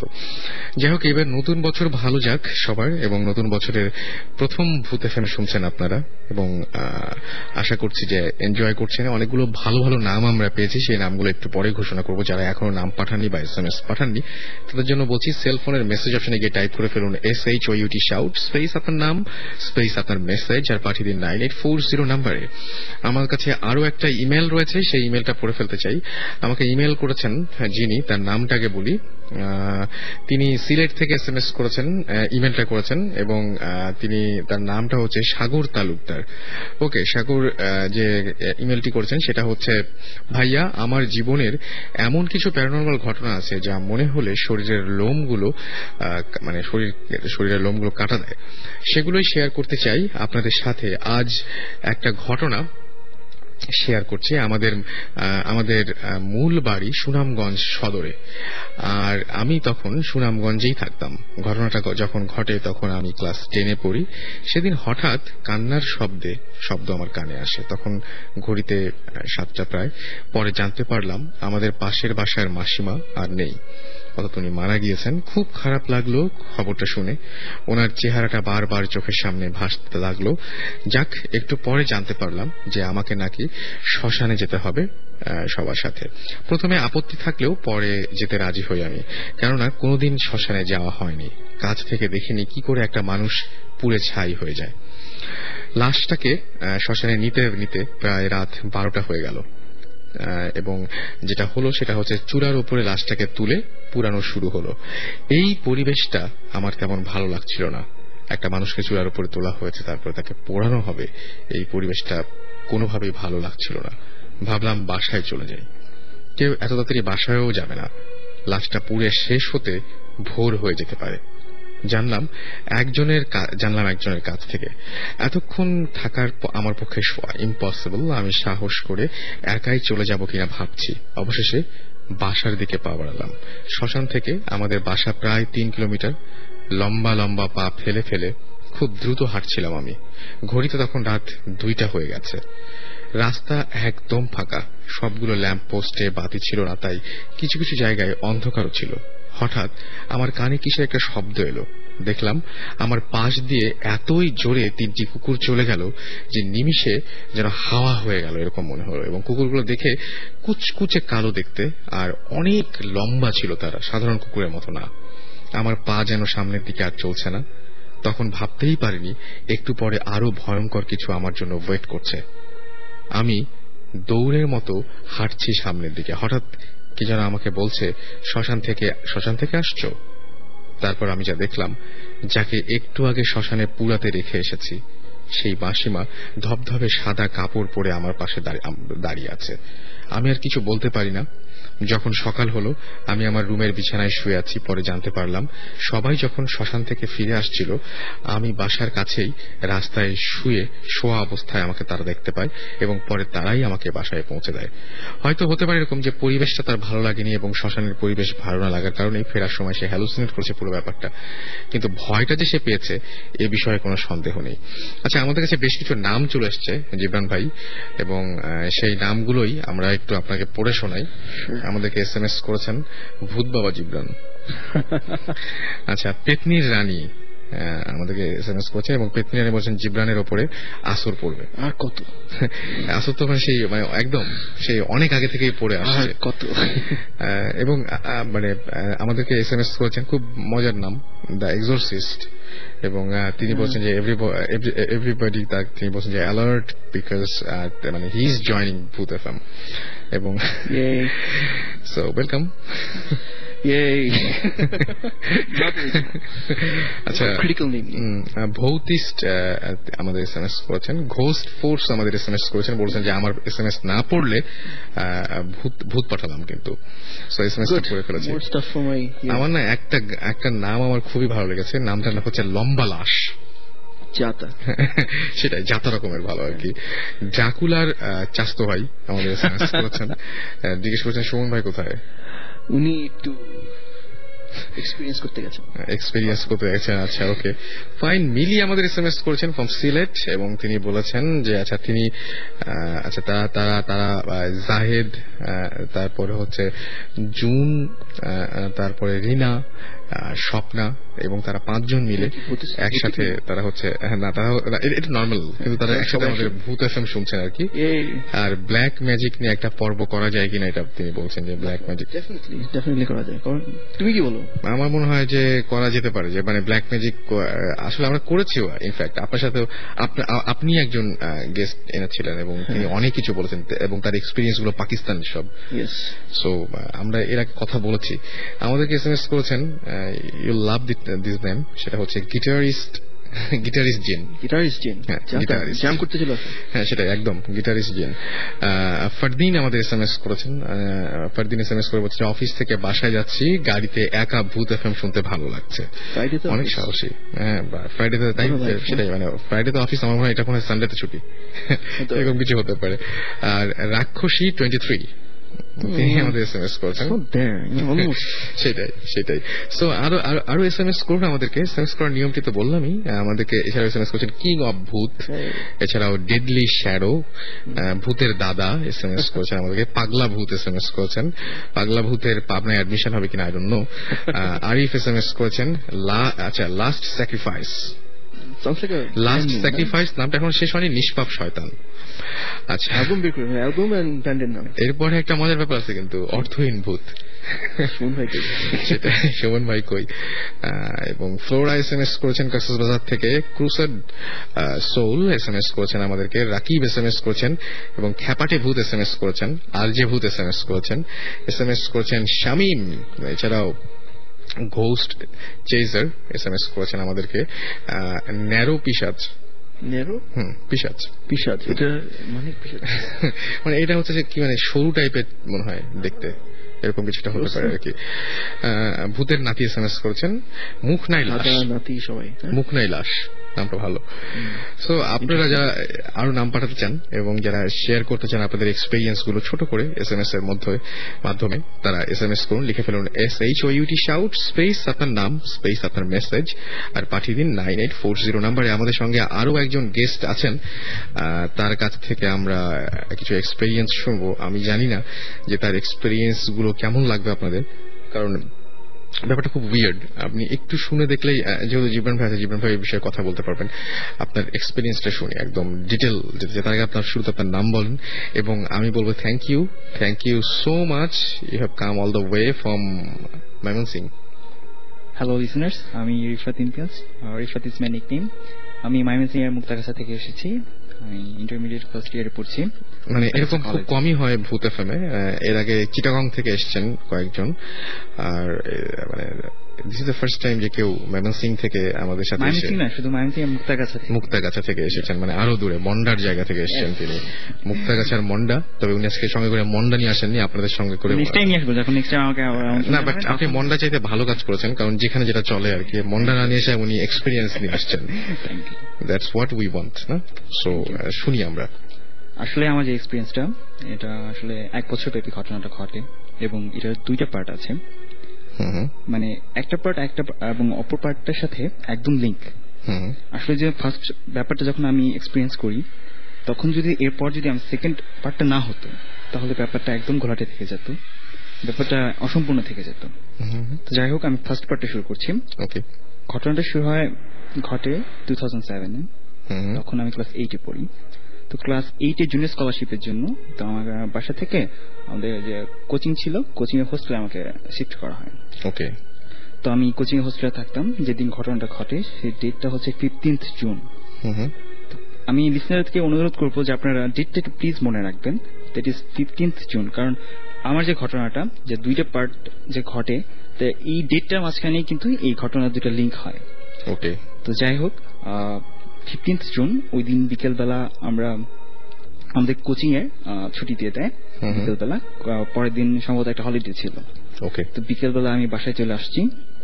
তো আবার পরের দিন, দ্যাট ইজ 16th জুন, আমার খুব ক্লোজ ফ্রেন্ড মাসুদ, ওর জন্মদিন। তো ও এরকম একটা প্ল্যান করছে যে ওর বাসায় রাত 12:01 পার্টি হবে, ওর বার্থডে পার্টি। তো আমরা সব ফ্রেন্ডরা মিলে সেখানে সেলিব্রেট করবো রাত 12টা। 1 মিনিটে, তো সারা রাত আড্ডা দিব, গল্প করবো, মজা করবো, বিরাট মজার ব্যাপার। এরকম একটা মানে পরিকল্পনা করছি আমরা। তো যখন আমি বাসায় আসলাম, বাসায় আসার পর আমার আব্বা আম্মা বলতেছে যে আমাদের গ্রামের বাড়িতে যাবে। ওকে। তো যেহেতু পরের দিন হলিডে, আর অনেকদিন যাবত গ্রামের বাড়িতে যাওয়া হয় না, তো আমার আব্বা আম্মা ডিসিশন নিয়েছে, সো আমরা বাড়িতে যাব। তো যেহেতু আমার 16 জুন 12টা 1 মিনিটে আমার প্রোগ্রাম আমার ফ্রেন্ডের বাসায়, তো যদি আমি বাড়িতে চলে যাই তাহলে আমি সেই প্রোগ্রামটা মিস করবো। ওকে। সো আমি চিন্তা করলাম যে আমি থেকে যাব, আমার আব্বা আম্মা যেতে যাচ্ছে, যাক সমস্যা নেই। তো আমি আম্মাকে যা বললাম যে আম্মা আমি বাসায় থেকে যাই আমার ফ্রেন্ডের বাচ্চে, তো আমি যদি না থাকি তাহলে কেমন হয়? তো আম্মা বলতেছে তুমি একা কিভাবে থাকবা বাসায়, তো একা থাকলে কিভাবে থাকবা? তো আমি বললাম যে আম্মা না, সমস্যা হবে না, বাট আম্মা বলতেছে যে তোমাকে একা রেখে তো আমরা যেতে পারবো না, তুমি বাসায় একা থাকবে, এটা ঠিক হবে না। সো সে কি করলো যে আমাকে মোটামুটি জোর করে তার প্রেশার দিয়ে বাড়িতে নিয়ে গেল। তো ব্যাপারটা আমার কাছে খুবই রাগ লাগলো, যে আমার সবচেয়ে বেশি দুঃখ লাগছিল আমার ফ্রেন্ডের জন্য, কারণ ও এত একটা মানে কথাও দিয়ে ফেলেছিল, অবশ্যই। তো যাই হোক, তো মোটামুটি আমাকে জোর করে বাড়িতে নিয়ে আসা হয়েছে। আমার বেশ রাগ লাগছে, আমার মনে মাঝে বেশ জেদ চেপে গেছে। তো বাড়িতে আসছি, বাড়িতে আসার পর সব গল্প গুজব করছে, দেখা হচ্ছে। তো রাত 8টার মতো বাজে। এক সময় আমি ডিসাইড করলাম যে আমি বাড়ি থেকে চলে আসবো, একদম মুক্তাগাছা শহরে চলে আসবো, আমার ফ্রেন্ডের পার্টিতে জয়েন করবো। এটা কি একদম অসহ্য লাগছিল জায়গাটা? একদম অসহ্য লাগছিল, কারণ মানে ঘটনাটা হচ্ছে গ্রামের বাড়িতে তেমন কোনো লোকজন নেই, আমার জাস্ট আমার দাদা দাদি থাকেন এবং আমার চাচা একজন শুধু থাকেন, আর বাড়িতে তেমন কোনো আমার আলাদা একটা বাড়ি, তো তেমন কোনো মানুষজন নেই। তো আমার সমবয়সী কেউ নেই, সো আমার একদম ভালো লাগে না বাড়িতে, সত্যি কথা যেটা। তারপরেও যেতে হয় মাঝে মাঝেই। তো আমি ভাবলাম যে চলে আসবো। তো যখন আমি চিন্তা করলাম যে চলে আসবো, সো আমি সাথে সাথে ঘর থেকে একা একা চুপি চুপি বের হয়ে পড়ছি। বের হওয়ার পর আমাদের বাড়ির লোকেশনটা হচ্ছে এরকম, গ্রামের বাড়ি। তো গ্রামের বাড়ি আমাদের ঘর থেকে বের হলেই জাস্ট রাস্তাটা পড়ে, কাঁচা রাস্তা থেকে 1/2 কিলোমিটার মতো হাঁটলে পাকা রাস্তাটা পাওয়া যায়, একদম আমাদের মুক্তাগাছা শহর পর্যন্ত যে রাস্তাটা, পাকা রাস্তা। তো আমি চিন্তা করছি যে কাঁচা রাস্তাটুকু আমি হেঁটে হেঁটে যাবো, তো তারপর যে এখানে পাকা রাস্তা আছে ওখানে হবে, সবসময় ভ্যান বা রিক্সা জাতীয় কিছু পাওয়া যাবে, তো ওইখান থেকে আমি চলে আসতে পারবো, সমস্যা হবে না। তো আমি বাড়ি থেকে বের হয়ে হাঁটা তুলছি। অনেক মোটামুটি গ্রামের 8টা রাত, তো মানে নতুন করে কিছু বলার নেই, অনেকেই জানে রাতে ঘটনাটা কি হয় গ্রামে, একদম নিঃশব্দ। তো আমি বের হয়েছি, প্রচন্ড অন্ধকার, সম্ভবত সেদিন অমাবস্যা ছিল। আমি বের হয়ে হাঁটতেছি, হাঁটার পর আমাদের যে রাস্তাটা আছে যে শহরে যাওয়ার, মানে পাকা রাস্তাটার সাথে যেখানে জয়েন হয়েছে, তো ওই রাস্তা থেকে কিছুক্ষণ হাঁটলে বিশাল বড় একটা বট গাছ পড়ে। তো এই পডকাস্ট নিয়ে অনেকেই অনেক রকম সময় কাহিনী শোনা যায়, বাট আমি তো গ্রামে থাকি না, বা গ্রামে একটা বেশি একটা যাওয়া হয় না, তো ওই ব্যাপারগুলো আমি জানি না। তো যেগুলো আমি পরে শুনছি হয়তো বা মানুষ একজনের কাছ থেকে বিভিন্ন ধরনের কথা প্রচলিত আছে ওই গাছটা নিয়ে।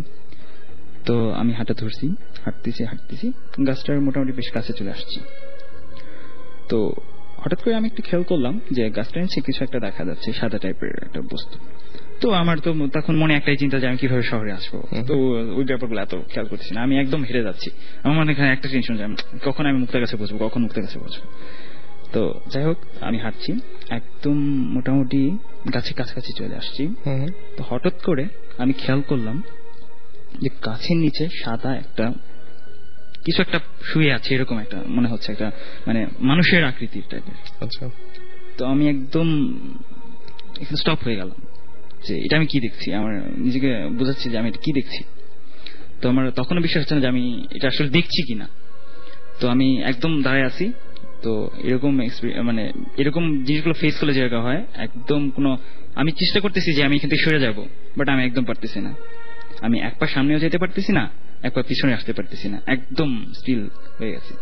তো আর আমি মুখ দিয়ে শব্দ করতে যাচ্ছি বা চিৎকার করতে যাচ্ছি, বাট কোনো আওয়াজ বেরোচ্ছে না। আসলে এরকম এক্সপিরিয়েন্স করতে যেরকম হয় আর কি, আসলে আপনি জানেন যে ঘটনাগুলো কি হয়। তো আমি কি করলাম, তো এখানে দাঁড়িয়ে আছি, তো একদম লাস্টের দিকে তাকায় আছি। তো আমি আস্তে আস্তে যেটা খেয়াল করলাম যে ওই লাশের মানে সাদা কাপড় দিয়ে তো ঢাকা, একদম মুখটা খোলা। তো মুখটা খোলা, ওদিকে তাকায় আছি, যেহেতু অন্ধকার তো কিছু দেখা যাচ্ছে না, জাস্ট বোঝা যাচ্ছে যে ওই জায়গাটা খালি। হঠাৎ করে একটা আলো সৃষ্টি হলো, একদম মানে লাস্টার ফেসের উপর একটা অলৌকিক ভাবে একটা আলো সৃষ্টি হলো। তো আমরা নর্মালি যে মঞ্চ নাটকে যেটা দেখি যে এরকম কোন আর্টিস্টের উপর যে একদম যে ফ্ল্যাশ লাইটটা ফেলা তাকে যে ফলো করে আর কি সেরকম এরকম টাইপের একটা লাইট তার মুখের উপর পড়ছে এবং আমি স্পষ্ট একটা বৃদ্ধ লোকের ফেস দেখলাম, একদম স্পষ্ট একটা বৃদ্ধ লোকের ফেস। আমি জানি না এটা কতক্ষণ দেখছি, আমার মনে হচ্ছে অনেকক্ষণ সময় ধরে আমি সেটা দেখছি, বাট আমি দাঁড়ায় আছি তো জানি না কি হইলো। তারপরে আসলে আমার মনে হয় তারপর আমি সেন্সলেস হয়ে গেছিলাম, আর কতক্ষণ দেখছি আমার ঠিক মনে ছিল না। তো সেন্সলেস হয়ে যাওয়ার পর আমি যে ঘটনাটা হলো, যখন আমার সেন্স ফিরল আর কি, তখন দিনের বেলা যখন আমি সেন্স আমার আসলো, তখন যে ঘটনাটা ঘটলো সেটা আমার কাছে আরো বেশি ভয়ঙ্কর লাগলো। কারণ আমি যেটা দেখলাম সেটা হচ্ছে আমার সামনে সেই বৃদ্ধ লোকটা দাঁড়িয়ে আছে, যাকে আমি তাকিয়ে দেখে আপনি আবার দেখলেন যে সেই লোকটা আমার সামনে একদম চোখের সামনে দাঁড়িয়ে আছে। ওকে, মানে আমি যাকে লাশ হিসেবে দেখেছি সে আমার সামনে দাঁড়িয়ে আছে। এই ব্যাপারটা আমি আরো বেশি ঘাবড়াই গেলাম যে এটা আমি কি দেখছি। তো এরকম ব্যাপার যেটা হলো, তো প্রচন্ড ভয় পেলাম। তো আমার মনে হয় সাথে সাথে আবার মনে হয় আমি সেন্সলেস হয়ে গেলাম। তো আবার যখন সেকেন্ড টাইম যখন সেন্সলেস হলাম, তারপর যখন আবার আমার সেন্স আসলো, তখন দেখি আমার আম্মা আমার পাশে, আমি গ্রামের আমাদের বাড়িতে শুয়ে আছি। তো বুঝলাম গায়ে প্রচন্ড জ্বর অনেক। পরে আমি কষ্ট করে আম্মাকে জিজ্ঞেস করলাম, আম্মা আমার কি হয়েছে বা? তো আম্মা বলতেছে যে তেমন কিছু না, তোমার জ্বর। মানে পরে যেটা আমাকে আম্মা বলছে যে তুমি যে প্রচন্ড ভয় পাইছিলা সেটা আমরা বুঝতে পারছিলাম, বাট তুমি যেহেতু মানে জিনিসটা মনে করতে পারতেছিলে না, তো সেই জন্য আমরা মনে করাই দিই না তোমাকে। যে ভাবছে যে ফাইন, যে দেখছিলাম একটা ভয় পাইছি, এটা ভুলে গেছি, সো এটা কিছু না। তো এরকম হওয়ার পর আমি জিনিসটা মোটামুটি একদম টোটালি ভুলে যাই যে জিনিসগুলো ঘটনাগুলো ঘটে আমার সাথে, যে আমি রাতে লাস্ট দেখছি এবং সেন্স হওয়ার পরে সেই লোকটা দেখছি, এগুলো টোটালি একদম আমার ব্রেন থেকে সেটা হয়ে যায়, আউট হয়ে যায় জিনিসগুলো। তো আসলে এখানে এই ফার্স্ট পার্টটাতে অনেকগুলো ব্যাপার খটকা লেগে আছে হয়তো বা, তো এইগুলো ব্যাপারগুলো ক্লিয়ার হবে আমার গল্পের সেকেন্ড, মানে গল্প না তো যেটা বলবো এটা এক্সপিরিয়েন্স, তো এক্সপিরিয়েন্সটা সেকেন্ড পার্টে এই ব্যাপারগুলো ক্লিয়ার হবে। সো আমি সেকেন্ড পার্টে যাচ্ছি। তো সেকেন্ড পার্টটা হচ্ছে পরের ইয়ারে, মোটামুটি এক বছর পর আমি আবার গ্রামের বাড়িতে গেছি। গ্রামের বাড়িতে যাওয়ার পর ফার্স্ট ডেতে এবার একদম খুশি মনে গেছি আব্বা আম্মার সাথে, এবার কোনো রাগটা করে যাওয়া হয়নি, তো এবার খুশি মনে গেছি। তো তারপর যেটা হইলো, ফার্স্ট দিন ভালোই কাটছে। পরের দিন যেটা হলো দাদাদির সাথে গল্প করে, পরের দিন সন্ধ্যার পর আমি, আব্বা আম্মা, আমার দাদা দাদি, আমার চাচা সবাই মিলে বসে আছি। এমন সময় হঠাৎ করে জাস্ট বাইরে থেকে একজন ডাকছে যে আপনারা বাড়িতে কে আছেন, তাড়াতাড়ি একজন বাইরে আসেন। আচ্ছা। তো আমি বের হয়েছি, আমি আর আব্বা বের হয়েছি। তো আব্বা বের হওয়ার পরে যেটা হলো যে বলতেছে আপনারা একটু তাড়াতাড়ি আসেন, যে রাস্তার পাশে একটা লোক, বৃদ্ধ লোক পড়ে আছেন, তার খুব অবস্থা খারাপ, যে সম্ভবত খুবই কষ্ট হচ্ছে, তার সম্ভবত মারা যাবেন, তো আপনারা তো প্লিজ তাড়াতাড়ি আসেন। তো আমি আর আব্বা দৌড়ে গেছি, সাথে সাথে আমাদের বাড়িটা হচ্ছে একদম রাস্তার সাথেই। তো রাস্তা থেকে যেটা দেখলাম যে একটা বৃদ্ধ লোক রাস্তার পাশে পড়ে আছেন, খুব মানে কষ্ট হচ্ছে তার শ্বাস নিতে, এরকম অবস্থা, খুব মুখ দিয়ে গড়গড় শব্দ বের হচ্ছে। তো আমি মোটামুটি সায়েন্স স্টুডেন্ট, তো হাতটা একটু পালস ধরে দেখলাম, খুবই নর্মালি চলছে, মানে নর্মাল তো মানে খুবই আস্তে আস্তে চলছে, খুবই খারাপ অবস্থা। তো আমি আর আব্বা ধরা ধরে আমাদের ঘরে নিয়ে আসছি, মাথায় পানি ঢালতেছি, হাতে পায়ে তেল মালিশ করতেছি। তো এর মাঝখানে আবার তাকে ডাক্তারের জন্য, তো যেহেতু গ্রাম সে তো তেমন কোনো ডাক্তার নাই, তারপরেও করলাম একজনকে, গ্রামের যে বাজারটা আছে আমাদের বনবাংলা, আমাদের গ্রামের নামটা হচ্ছে বনবাংলা, ওই বনবাংলা গ্রামের যে বাজারটা আছে সেই বাজারে একজন গ্রাম্য ডাক্তার আছেন। তো তাকে খবর দেওয়ার জন্য দূরে একজনকে পাঠানো হয়েছে, আমার চাচা গেছেন তো তাকে দূরে নিয়ে আসার জন্য। তো এর মাঝে আমি যেটা খেয়াল করলাম যে আমি পানি ঢালতেছিলাম আর কি, তো পানি ঢালার সময় হঠাৎ করে খেয়াল করলাম লোকটার পাঞ্জাবির পকেটে একটা ওষুধের বাক্স টাইপ একটা জিনিস আছে। তো ওই ব্যাপারটা জিনিসটা আমার কাছে খুব পরিচিত মনে হলো, যে হয়তো আমি জিনিসটা কোথাও দেখেছি, এরকম মনে হতে লাগলো। তো যেটা হলো, তো আমি তখন লোকটা অসুস্থ, তাকে সেবা করবো এরকম চিন্তা ভাবনা করেছি। তো আমি ব্যাপারটা তো করলাম না, তো যাই হোক সেটা হতেই পারে, আমার পরিচয় থাকতেই পারে এরকম একটা জিনিস, এরকম মনে করলো। তো হঠাৎ করে তোর অবস্থা খুবই খারাপের দিকে যাচ্ছে, শ্বাস নিতে খুবই কষ্ট হচ্ছে। এর মাঝখানে আসলাম, দেখলাম খুব খারাপ অবস্থা। তো ডাক্তার আসলো, ডাক্তার সব কিছুক্ষণ পরে তিনি মারা যান আর কি, আমাদের হাতে একদম আমাদের ঘরে তিনি মারা যান। তো যেটা হইলো আর কি, তারপরেতে তার দুইটা ছেলে ছিল, তারাও বাজারেই ছিল গ্রামে, তো তাদেরকে খবর দিয়েছে যে তাদের আব্বা মারা গেছে। একটা বৃদ্ধ লোক আর কি, যে মারা গেলেন আমাদের হাতে একদম। তো যখন লাস্টে নিয়ে যাবে তখন আমরা একটা জিনিস খেয়াল করলাম যে আমার আব্বা আর কি, যে ওনার পাঞ্জাবি পকেটে যে আমি যে বললাম যে একটা ওষুধের বাক্স টাইপের একটা জিনিস দেখা যাচ্ছিল, সেটা বের করে আনলেন। বের করে আনলে বললেন, আমাকে বলতেছেন, রিফাত দেখো তো ওই জিনিসটা আমি যে হার্টে স্প্রেটা ইউজ করি এটা সেটা না। আসলে ঘটনাটা হচ্ছে আমার আব্বা একজন সিরিয়াস হার্টের রোগী। তো হার্টের রোগীদের একটা ইয়ে থাকে, যখন হার্ট অ্যাটাকের মতো হয় তাদের একটা স্প্রে থাকে, যে যখন হার্ট অ্যাটাকের মতো অবস্থা থাকে না, সেটা জিপার নিচে স্প্রে করলে সেটা মানে বেটার হয়, মানে বেটার ফিল করে কোন পেশেন্ট। তো যাই হোক, আমরা মানে আব্বা বের করে আনলো যে তাহলে এটা কি সেটা না। আমি একদম তখন স্পষ্ট মনে হলো যে আমি কেন জিনিসটা আমার কাছে মানে পরিচিত মনে হইতেছিল, কারণ আব্বাও সেই একই সেম স্প্রেটা ইউজ করেন। তো তখন সেটা দেখার পরে আমি আর আব্বা দুজনের দিকে তাকায় আছি, মানে দুজনে একই সাথে একটা জিনিস ক্রস করলাম আমাদের মাইন্ডে, যে উনি হার্ট অ্যাটাকে মারা যাননি তো, এরকম একটা ব্যাপার আমাদের মনে হতে লাগলো।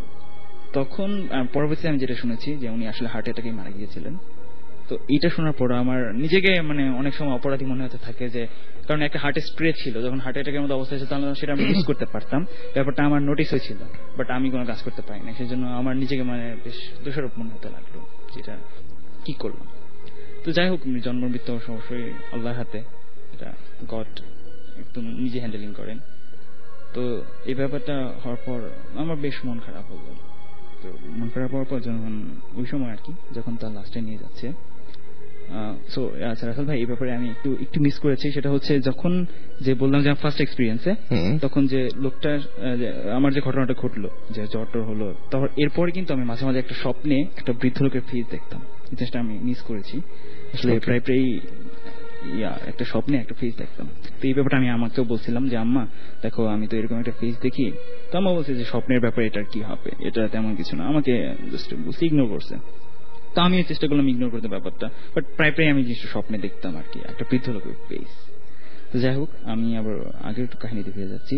তো যখন তার লাস্টে নিয়ে গেল, তখন আব্বা আমাকে বলছে, রিফাত তুমি কি লোকটাকে চিনতে পারছো? মানে আমি তখন বললাম, দেখো আব্বা আমি তো গ্রামে থাকি না, বা গ্রামে এত লোককে চিনি না, তো আমি তো ওনাকে চিনতে পারতেছি না। তো তুমি আসলে চিনতে পারতেছো না? আমি না আব্বা আমি চিনতে পারতেছি না। তখন আব্বা আমাকে বলল যে ইনি সেই লোক যিনি, তুমি ঠিক মনে আছে তোমার 1 বছর আগে তুমি অজ্ঞান হয়ে গেছিলে বটগাছে নিচে, তখন তিনি তোমাকে তার বাড়িতে নিয়ে গেছিল এবং তোমাকে আমাদের বাড়ি পর্যন্ত পৌঁছে দিয়ে গেছিল। দ্যাট মিন্স আপনি যখন চোখ খুলেছিলেন তখন এই লোকটিকেই তখন আপনি দেখতে পেয়েছিলেন। এক্স্যাক্টলি। ওকে, এবং এই লোকটিকে আপনি স্বপ্নে দেখেন? হ্যাঁ, পরবর্তীতে আমি যেটা বুঝতে পেরেছি, এই লোকটিকেই আমি স্বপ্নে দেখেছি। এবং ভালো করে খেয়াল করেছেন তখন? হ্যাঁ অবশ্যই, এবং খেয়াল করে দেখেছেন। আর তাহলে যে বটগাছের নিচে যে লোকটাকে দেখেছিলেন লাশ হিসেবে, এটা সেই লোকটা, এবং সেই লোকটাই আপনি সেই লোকটাই আপনাকে সামহাও বাসায় পৌঁছে দিয়েছিল, এবং 15 জুন ঘটনাটা ঘটেছিল, এবং পরের বছর ঠিক 15 জুনে এক্স্যাক্টলি। এবং এই যে ঘটনাটা ঘটে, যে লোকটা মারা যান, ঠিক 15 জুন তিনি আমাদের হাতে মারা যান। একদম মানে পুরোপুরি একই দিনে মারা যান আপনারা, একই জায়গায়, 1 বছর আগে। রাইট, তাকে আমি লাশ হিসেবে দেখেছি, এবং ঠিক 1 বছর পর তিনি আমাদের হাতে মারা যান। ওকে, সো জিবরান ভাই যদি কিছু বলতে চান এই ব্যাপারে?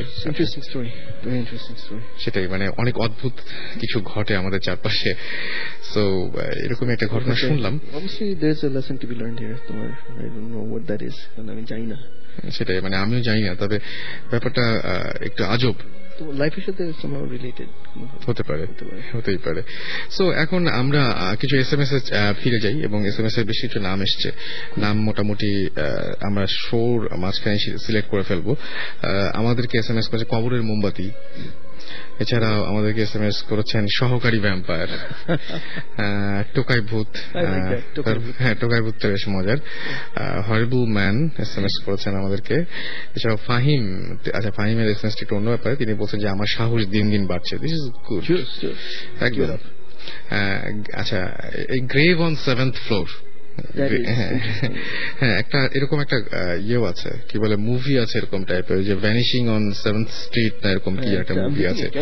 হ্যাঁ, খুব ভালো, বেশ ভালো, বেশ ভালো। এটাতে হচ্ছে নিয়মটা হচ্ছে এরকম ধরনের যে সবসময় হাতে একটা মানে আলো রাখতে হবে, এবং কোন আলোকে বিশ্বাস করা যাবে না যেটা মানে শুধুমাত্র সেটা ছাড়া যেটা আপনি হাত দিয়ে ধরে আছেন। মানে পুরো শহরটাই মানে দেখা যায় যে অন্ধকার হয়ে যায়, আলো চলে যায়, এবং একটা ডার্কনেস এসে মানে সব মানুষ হারিয়ে যাচ্ছে, হুটহুট করে সব মানুষ হারিয়ে যাচ্ছে, একসাথে সব মানুষ হারিয়ে যায় আর কি। এবং যেই মানুষটির কাছে আলো নাই সেই মানুষটি হারিয়ে যায়। যে কজন বেঁচে যায় দেখা যায় যে তার বিছানার পাশে হয়তো মোমবাতি ছিল, ইন্টারেস্টিং। হ্যাঁ, তো আমি যেটা করি যে আমি এই স্টোরিটা জানতাম না, তবে আমার কাছে হচ্ছে আমার এই যে ডার্কনেস বা এই জিনিসটা এটা আমার খুব ভয় লাগে, যার জন্য আমি সবসময় বলি যে আমি টিভি অন করে রাখি। তো টিভি অন করে রাখি এই জন্য আমার এক সিনিয়র ভাই বলছে যে তুমি কি এটা এই মুভিটা দেখছো নাকি, এই মুভিতে এরকম একটা ব্যাপার আছে যে সবসময় আলো জ্বালিয়ে রাখতে হয়। তো আমি বেশি আলো জ্বালালে ঘুম আসে না, বা অন্য ঘরে কোনো বাতিটাতে জ্বলে যেহেতু ঘুম আসে না, সুতরাং আমি টিভিটা অন করে রাখি, টিভির যে আলো হয় সেই আলোটা, এবং হাতের কাছে অবশ্যই আমি মানে টর্চ লাইট টাইট সবকিছু নিয়েই ঘুমানোর চেষ্টা করি, মানে অন্ধকার কোনোভাবে হতে দেয় এক্সপিরিয়েন্স। একদম। কি হয়েছে এটা শুনি না, একটু শুনি কি হয়েছে। এটা আমার বাসার ঘটনা, এটা not a Buddhist story, it's actually me আমার ফ্ল্যাটমেটের এক্সপিরিয়েন্স। ওকে। এটা শুরু হচ্ছে অনেক আগে। রিমেম্বার অনেক আগে বলছিলাম আমার একটা অ্যাটাক হয়েছিল আমার উপরে, ড্রিমের ভিতর, ড্রিম। তারপর আমার ফ্রেন্ড রেজা, ইনসেপশন খুব খারাপ হবে।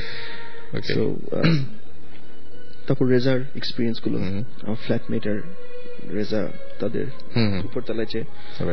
সো লাস্ট 1 মাস ধরে, 2 সপ্তাহ আগে পর্যন্ত খুব খারাপ সময় যাচ্ছিল আমাদের ওখানে, কারণ আমি শুটিং এ চলে যেতাম, আমার ফ্ল্যাটমেট ওখানে he's been living there for 22 years ওই বাসায়, আর ওই ফ্লোরে একা থাকা শুরু হয়েছে প্রায় 3 বছর। কিন্তু এখন মধ্যখানে এমন পর্যায়ে চলে গেছে যে he wasn't comfortable, okay, to a point যেখানে আমাদের মানে সিরিয়াস ভাবে উল্টাপাল্টা জিনিস হচ্ছে আমাদের সাথে। Always back of our head, মানে কর্নার অফ আর আই দেখছি শেপস এন্ড ফর্মস সবসময় দেখা যাচ্ছে। সো একটা পয়েন্ট আসলো যেখানে আমি আর ও বসে 1 সপ্তাহ আমি বাসা ছিলাম, আমি বাসা থেকে কাজ করছিলাম। সো হতো কি যে আমার রুমে একটু বেশি প্রবলেম হচ্ছে এখন, মানে ধরে এমন প্রবলেম যে আমি এখন বারান্দায় যাই ঘুমাই। ওকে, এত ডিস্টার্ব করা হচ্ছে। সো আচ্ছা, এই ব্যাপারটা মানে যে ঘরে প্রবলেম, সেই ঘর থেকে অন্য জায়গায় গেলে কি মোটামুটি বাঁচার একটা উপায় আছে, মোটামুটি একটা সলিউশন কি হতে পারে নাকি, নাকি বাড়িটাতেই প্রবলেম? ওটা আসছি এখন। আচ্ছা, এখন আমি যেহেতু I start living out of my room, ওই রুমে যে ফ্ল্যাটমেটের রুমে সিরিয়াস প্রবলেম হওয়া শুরু করলো। মধ্যে he has a huge bed, so I share corner, মধ্যে আমি ইয়েতে সারা কাজ করে জাস্ট গো আউটসাইড। সো বসে আছি আমি, যখন ঘুমাতে যাই তখন ওর রুমে, যখন আমাদের প্রায় হতো কি রাত্রেবেলা মনে হতো যে কেউ হাতুড়ি দিয়ে চারদিকে বলের মতো হচ্ছে, মানে সিরিয়াসলি লাউড সাউন্ড। প্রথমে ঘুমিয়ে যেত কোথায় আওয়াজ হচ্ছে, তারপর একটু ঘুমিয়ে যেত, তারপর আমরা দেখতাম দরজায় যে কেউ আসছে নাকি। সো বাট এরকম না, একটা পয়েন্ট আসলো যেখানে আমাদের ওর রুম আর ঠিক পাশের রুমটার কোন দরজা নেই, হিউজ এক room, it's like 7000 square feet বাসা, আর অনেক বড়। হ্যাঁ, আর ওর রুমটা হচ্ছে একদম সেন্টার, আর ওর রুমটা হচ্ছে 500 স্কোয়ার ফিটের মতো। সো হিউজ, সো অনেক বড়। So or half room is his room and half the room is practice pad / recording studio আমাদের। সো পিটাতে একদম চারদিক দিয়ে। সো আমরা বলছিলাম যে আমাদের উপরতলা ছেলেটা ইজ লিটল মেসড আপ, ওর সাথে থাকে কিন্তু ও নিজেই জানে না, আর উপরে যা কাণ্ড কারখানা হতো we could take it. So what happened was that আমরা একদিন বারান্দায় বসে আমরা দুজন অনেক রকম জ্যাম করছি, করতে হঠাৎ we felt bad, and হঠাৎ করে দেখলাম যে আমাদের একদম করিডোরের শেষে যে something moved, and feel decide করলাম যে না, enough is enough. কেমন দেখছিলেন, মানে ওই যে মুভ করে যে একটা হঠাৎ চলে যায় না পাশ দিয়ে, এরকম মানে just corner of your eye something moved and you feel the presence, মানে তুমি জানো যে এটা। আমি এখানে একটা কথা বলবো, মানে যে দেখাটা একটা ব্যাপার, কোন সময় এরকমও হয় না মাঝে মাঝে যে মানে দেখছি না কিন্তু ফিল করছি আমার চারপাশে কিছু একটা আছে, এরকম ওই রুমের মধ্যে একদম ফিল করা যায় যে মানে আমি নিজে দেখছি যে এরকম হয় যে হঠাৎ করেই কোনো একটা জায়গায় ঢোকার সঙ্গে সঙ্গে বা যাওয়ার সঙ্গে অস্বস্তি শুরু হয়ে যায়, একদম অস্বস্তি শুরু হয়ে যায়। হ্যাঁ, এবং ওই সময় যেটা হয় যে একটু শ্বাস নিতে কষ্ট হয় বা শরীরটা একটু খারাপ লাগে, মাসল স্টিফ করে। হ্যাঁ, এক্স্যাক্টলি, মানে কেমন যেন হাত, এক্স্যাক্টলি, এবং মানে শুয়ে থাকা যায় না। একটা সময় দেখা যায় আমি একা জাস্ট বিছানায় উঠে বসে পড়েছি, এরকম ধরনের হয়। That's exactly what happened to me, তাই না? এটাই প্রায় হয়, আমি তো তার জন্য করছি। সো এখন জিনিস হচ্ছে যে I have been studying up a lot, me and my family. So আমরা ওটা দেখার পরে আমরা চেজ করে হঠাৎ we try to feel our way through, দেখলাম যে উপরের তলায় we doesn't feel right. So আমরা চলে আসলাম নিচে তলায়, আমাদের ফ্লোরে চলে আসলাম, তো আমরা 3 তলায় থাকি। দেন হোয়াট উই ডিড ওয়াজ আমরা বসে আমরা প্রিপেয়ার্ড আওয়ারসেলভস। যে প্রিপেয়ার করলাম কিভাবে, উই কেম অ্যাক্রস কতগুলো সার্টেন অবজেক্টস, ট্রায়াঙ্গুলার অবজেক্টস, যেটা এনার্জি ড্র করে, all forms of energy. So এটা আমরা জানতাম না, অনেক পোয়েট্রি দেখলাম যে it actually draws energy. So এটা আমি বলবো না জিনিসটা কি, because of a simple reason যে আমি চাই না কেউ জানুক, বিকজ এটাকে মিস ইউজ করা যায়। আর যদি if you don't know how to use it right, তাহলে কোনো প্রবলেম নেই। না, মেস আপ হবে। ও, তাহলে আবার মেস আপ হবে? তাহলে বলে দেওয়াই ভালো নাকি? তাহলে তো বলে দেওয়াই ভালো বোধহয়। না না, কেউ জানে না হোয়াট ইজ দিস অবজেক্ট। ওকে, আচ্ছা এই ভাষাটা কোন জায়গায় বলা যাবে? আমার ভাষাটা, আমার ভাষা ধানমন্ডি। আচ্ছা, তার মানে ধানমন্ডিতে অনেক কিছু ঘটে এরকম। ধানমন্ডিটা মানে ভালো জায়গা। লেকের পারে নাকি অনেক কিছু হয়, আমি তো লেকে, আমার বাসা লেকে পারে, আমি তো ছাদে যেয়ে বসে এই বিষয়ে ধানমন্ডি সেটাই। এবং আশেপাশে এরকম ধরনের অনেক ঝামেলা আমাকেও ফেস করতে হয়।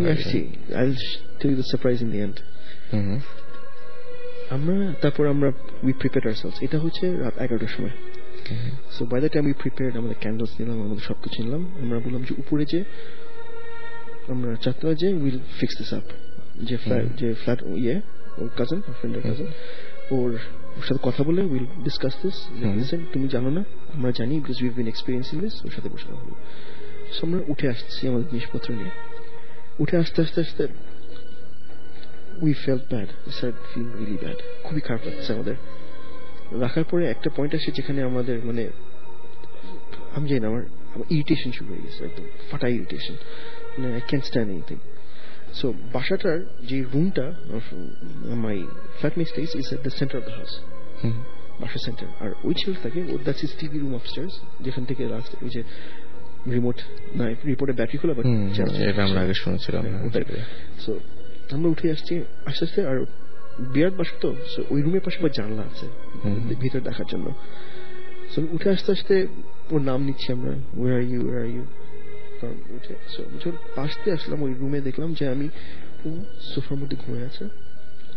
সো এন্ড ভিতরে একটা মামলিং আওয়াজ আসছে, কি যে কথা বলছে অথবা কিছু ঘুমের মধ্যে ডিসাইড করতে পারছি না। ও আমি একদম ক্লিয়ারলি দেখছি, মানে হি ডাজন্ট মুভ, মানে হি সাউন্ড স্লিপ, কোনো আওয়াজ নেই, মানে মুখ নড়ছে না কিছু না, বাট আওয়াজ আসছে। সমস্ত ভিতরে কে বসে আছে। বললাম জাস্ট ওয়েট, ও হেঁটে তাড়াতাড়ি চলে যাচ্ছিল, মানে flatmate, wait, he is here, take a look. তো দুই দেখলাম, ও আমাকে জিজ্ঞেস করলো where is that noise coming from, দেখো তো। আমি ভিতরে তাকায় দেখলাম বিরাট রুম, একটা মানুষ নাই। আমি ওকে ডাকলাম, এই লিসেন, উই আর হিয়ার। ও ঘুম থেকে ওঠে না, আর আওয়াজটা হয়ে যাচ্ছে। So I mostly just go and check, just go and check. আমি একটু push up করলাম ওকে, he got pissed at me. Right, কি, he's younger than me, he's 22. ও আমার ছিল, ও জীবনে আমার ছিল না। কি মনে হচ্ছে নিজে জানো কেন, সেই দরজায় যে ঢুকতে চাই আর ঢুকছে না, উনি এইভাবে করে। তো দাঁড়ায় আছে, আমি জানলার কাছে দাঁড়ানো, আমি বলছি যে কি ঢুকো, সাথে সাথে বলছে নিজে ঢুকার চেষ্টা করো না। ও শুয়ে আসছে, আমি যে যখন ঢোকার চেষ্টা করলাম, আই ডু ইট মাইসেলফ, পুরো একদম হাত দিয়ে সরাই দিলাম। ঢুকতে যে আমি ঢুকতে পারছি না, আই ফেল্ট মানে অ্যাজ ইফ, মানে কেউ মনে একটা বাবল র্যাপ থাকে না এরকম, কেউ জানি পুশ করছে এরকম। আমি যখন ঢুকতে না পারি, he got pissed at me, আমি পারছি না, আমার উপর চিল্লাম করতে করতে, মানে ও আমাকে বলছে যে যাও না বলে ধাক্কা দিল আমাকে, ভিতরে না পাশে। আমি দরজা যে বাড়ি খেয়ে I lost my temper. আমরা দুজন মানে ফাইট শুরু করেছি ওখানে। এই ঘটনাগুলো আপনারা আগেও বলেছেন যে মানে যে মেজাজ খারাপ হয়ে যায়, ঝামেলা হয় অনেক সময় এরকম, মানে মারামারি অনেক দূর পর্যন্ত চলে যায়। আমরা তখন নিশ্চয়ই মাথায় অন্য কোনো চিন্তা নাই যে গন্ডগোলটা কেন হচ্ছে বা কি হচ্ছে, কোনো ধরনের কোনো চিন্তা নাই। আমি একটা পয়েন্টে গেল যেখানে আমি রিয়েলাইজ করলাম যদি আমি যদি ওর সাথে একটু কথা বলি, আই স্টার্ট হিটিং হিম। এই তো ও মানে ওই হয়ে পৌঁছে গেছে। I just pushed him aside, I just walked. আমি হেরে চলে যাচ্ছি, আমার পিছনে চিল্লাচ্ছে, come back here, if you've got the balls, come back here, চিল্লাচিল্লি করছে। সো আমি হেঁটে, আর ইউজুয়ালি কি হয়, মানে একটা ফ্লোরের মানে অর্ধেক সেই নেমে ঘুরে আবার নামে। সো একটা থেকে একটা বাসায় যেগুলো হয়। আমি হেঁটে যে মিডল ফ্লোরে আসলাম, নেমে এভরিথিং, আমি যা কিছু ফিল করছিলাম ইটস অল গন সেকেন্ডের মধ্যে। আমি তাকাই আছি, what the hell happened? মানে আমি জানলাম না আমি কেন চিল্লাচিল্লি করলাম, কিছু না, ঠিক আছে। I am waiting for him, my friend. ও আসুক, চিল্লাচিল্লি করতে করতে ও দেখি নামছে আমার সাথে গালাগালি করতে, পুরো একদম ফুল ব্লোন বাপ মা তুলে গালাগালি করতে করতে ভেরি নিউ থিংস। আস্তে আস্তে এসে ঠিক আমার সামনে দাঁড়ালো, চুপ। তার মানে ঝামেলাটা উপরে ছিল।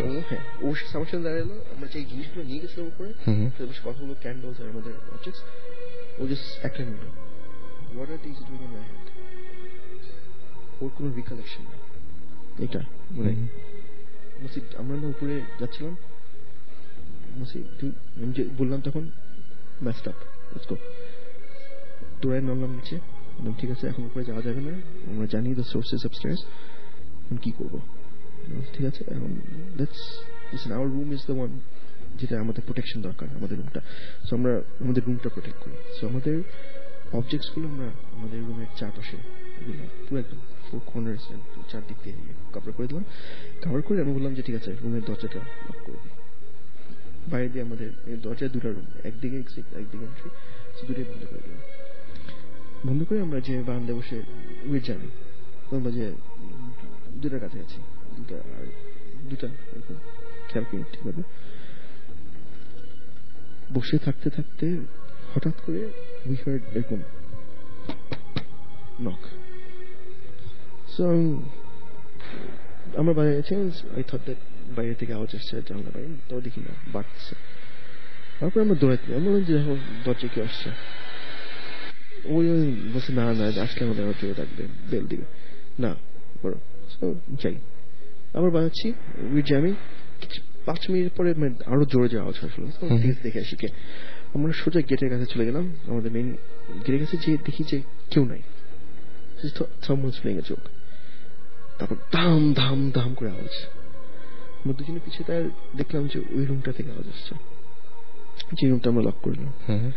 তখন উই গট স্ক্যার্ড, এবং ওই রুমের মধ্যে কেউ নাই, মানে থাকা সম্ভব না, বাইরে দিয়ে লক করে, এবং কারণ ওই রুমের মধ্যে থাকা সম্ভব না, কিন্তু ওই রুম থেকে বারবার ওইরকম শব্দ আসছে, এবার জোরে জোরে। আমার যখন কাছে যে খুলতে যাবো তখন এমন জোরে যাওয়া ছিল, মানে আর খোলা সাহসটা করেননি এবং উচিত না সেটা।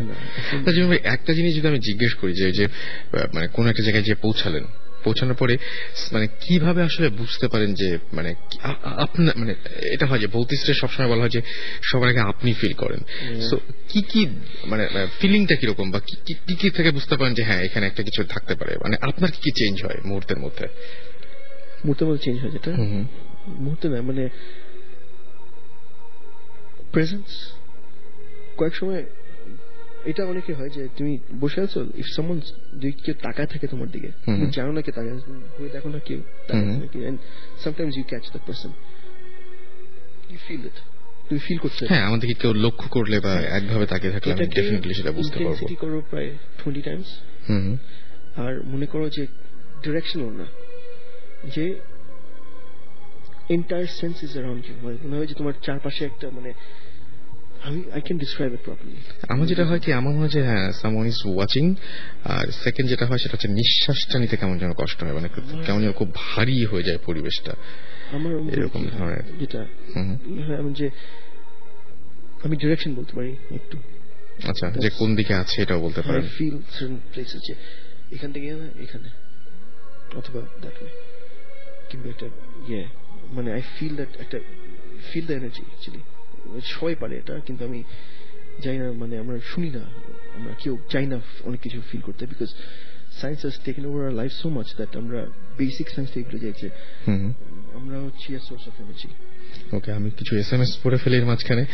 আমাদেরকে SMS করেছেন ব্ল্যাক ডেথ, SMS করেছেন জাহিদ বাড্ডা থেকে, এবং SMS করেছেন, আচ্ছা তিনি তার জীবনে একটা এক্সপিরিয়েন্স রয়েছে, সেই এক্সপিরিয়েন্সটা আমি অবশ্যই বলবো ভূত FM@radiofurti.fm পাঠিয়ে দিন, অথবা আমাদের SMS করেছেন, এবং আমাদেরকে ইউসুফ SMS করেছেন, ইউসুফ মামুন SMS করেছেন আমাদেরকে ভূতের বাপ, ওকে ফরহাদ SMS করেছেন, আমার দাদা নানা বাপ, সুজান দুজন SMS করেছেন এবং SMS করেছেন পাগলা ভূত, SMS করেছেন SMS করেছেন অন্যা উত্তরা থেকে, SMS করেছেন স্বামী ময়মনসিং থেকে, SMS করেছেন পরশ, এছাড়াও SMS করেছেন ফ্র্যাঙ্কেনস্টাইনের ব্রাইড এবং SMS করেছেন আমাদেরকে এছাড়াও আরো অনেকে। আপনি যদি SMS করতে চান তাহলে SMS খুব সহজেই পাঠিয়ে ফেলতে পারেন। লিখে ফেলুন SHOUT শাউট স্পেস আপনার নাম স্পেস আপনার মেসেজ, পাঠিয়ে দিন 9840 নম্বরে। একটা ছোট্ট ব্রেক নেব, ফিরে আসছি একটু পরেই, এবং সেই পর্যন্ত স্টে টিউন টু রেডিও।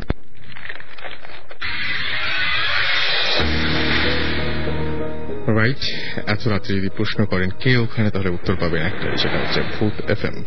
শুনছেন সবসময় রেডিও ফুর্তির সাথে আছে রাসেল, চলছে ভূত FM এবং সেই সাথে রয়েছেন ভৌতিস্ট এবং আমাদের আজকের গেস্টরা, এবং তারা আপনাদের সাথে বিভিন্ন ধরনের এক্সপেরিয়েন্স শেয়ার করছেন।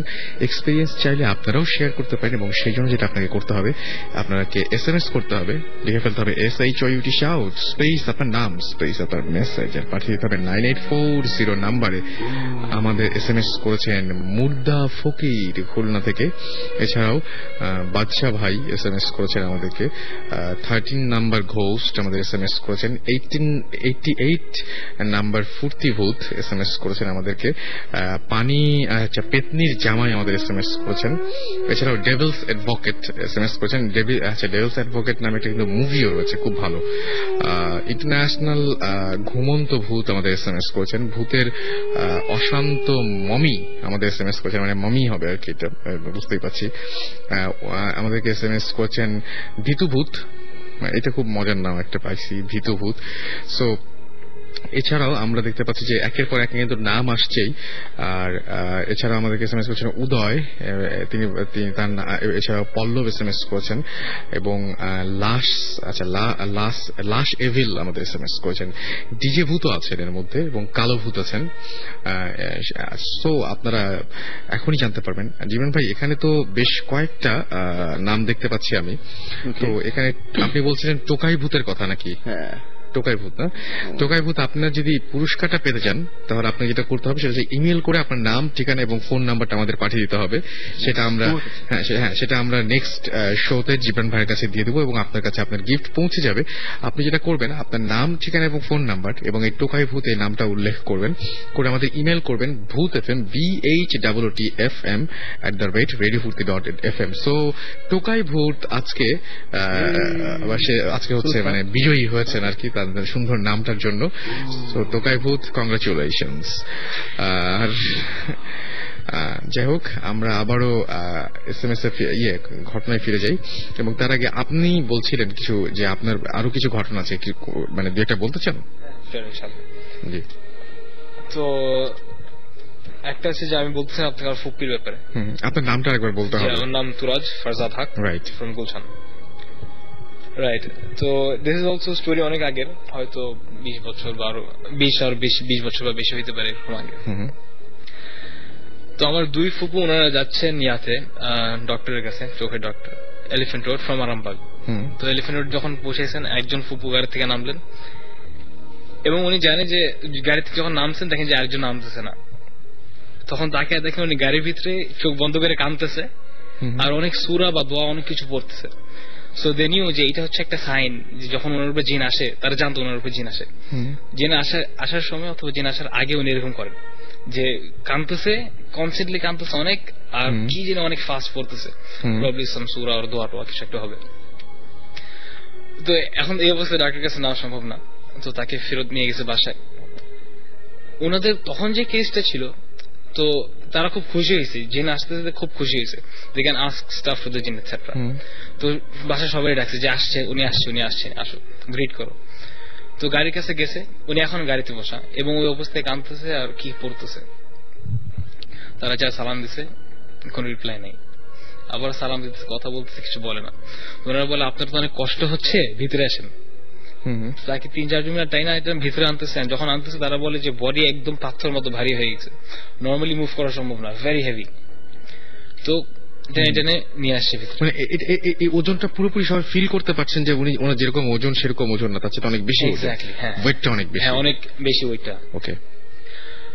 তো যখন রুমে আসছে, বসেছে, তো তখন অনেক কাঁদতেছে, চোখ বন্ধ করে কাঁদতেছে, আর অনেক স্পিডে কিছু একটা পড়তেছে। হঠাৎ শেষ স্টপ, সে বলে আসসালামু আলাইকুম।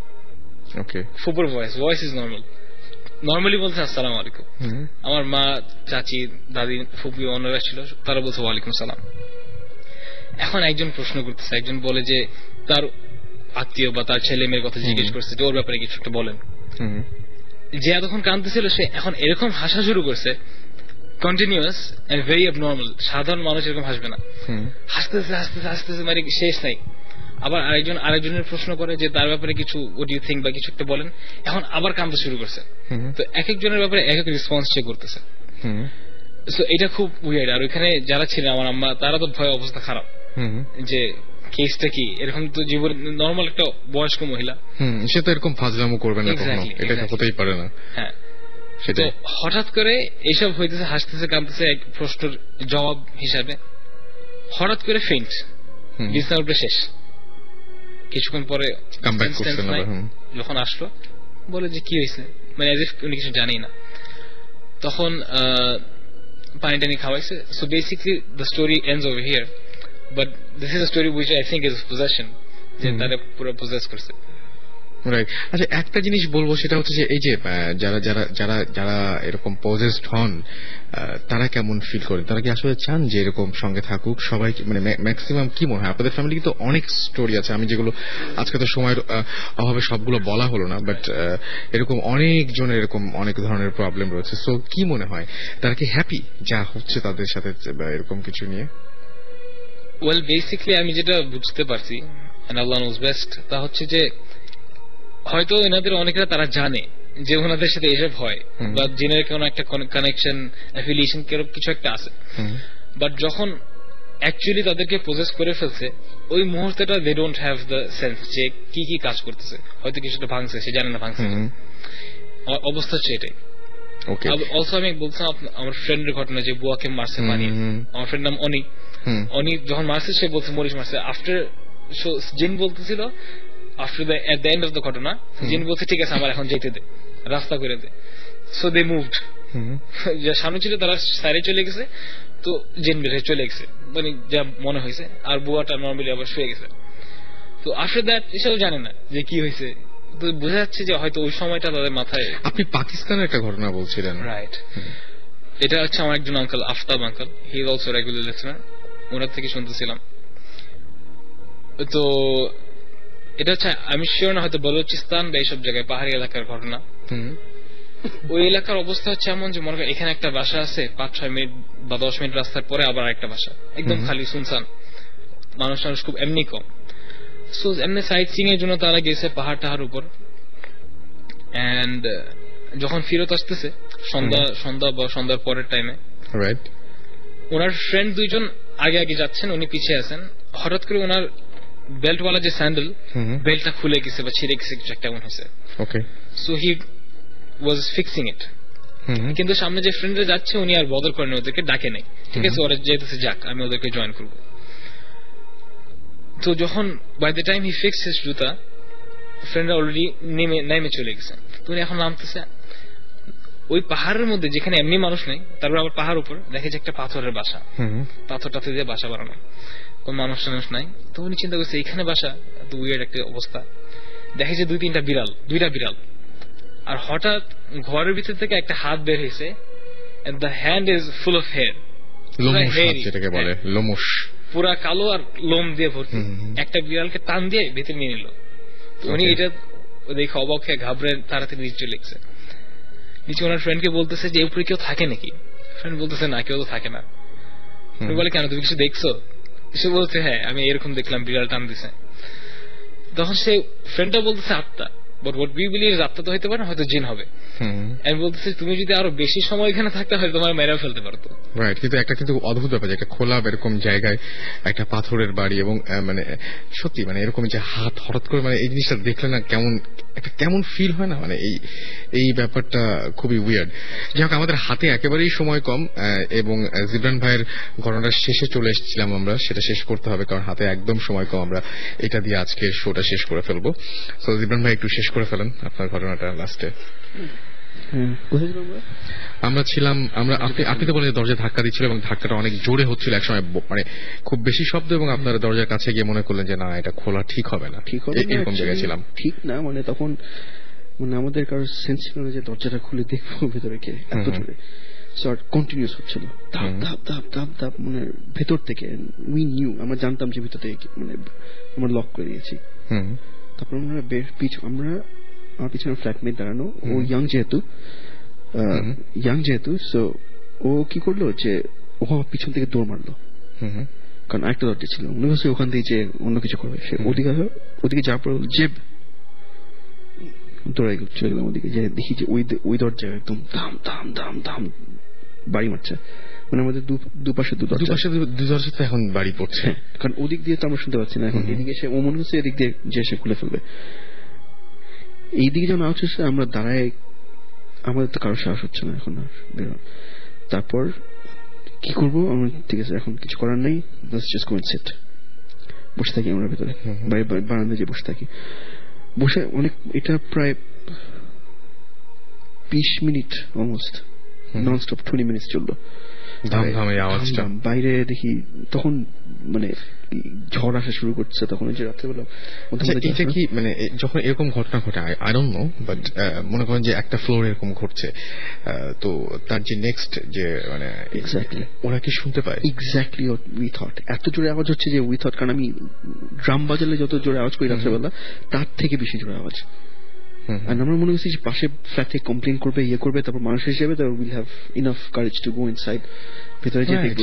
সেটাই হওয়া উচিত। একটা মানুষও কমপ্লেন করেনি, একটা কেউ আওয়াজ করেনি, এবং সেটা সন্দেহ করেছিলাম, কিন্তু হওয়া উচিত যেটা, সেটা হচ্ছে যে সবাই শুনতে পাবে। হ্যাঁ, কিন্তু করছে ওর বাবা থাকে, সে মানে কোন কাজের লোক না, কেউ না, আর আমাদের ফ্ল্যাটে কোনো কাজের লোক নেই, একদম জাস্ট এমটি, আমরা দুজনই শুধু।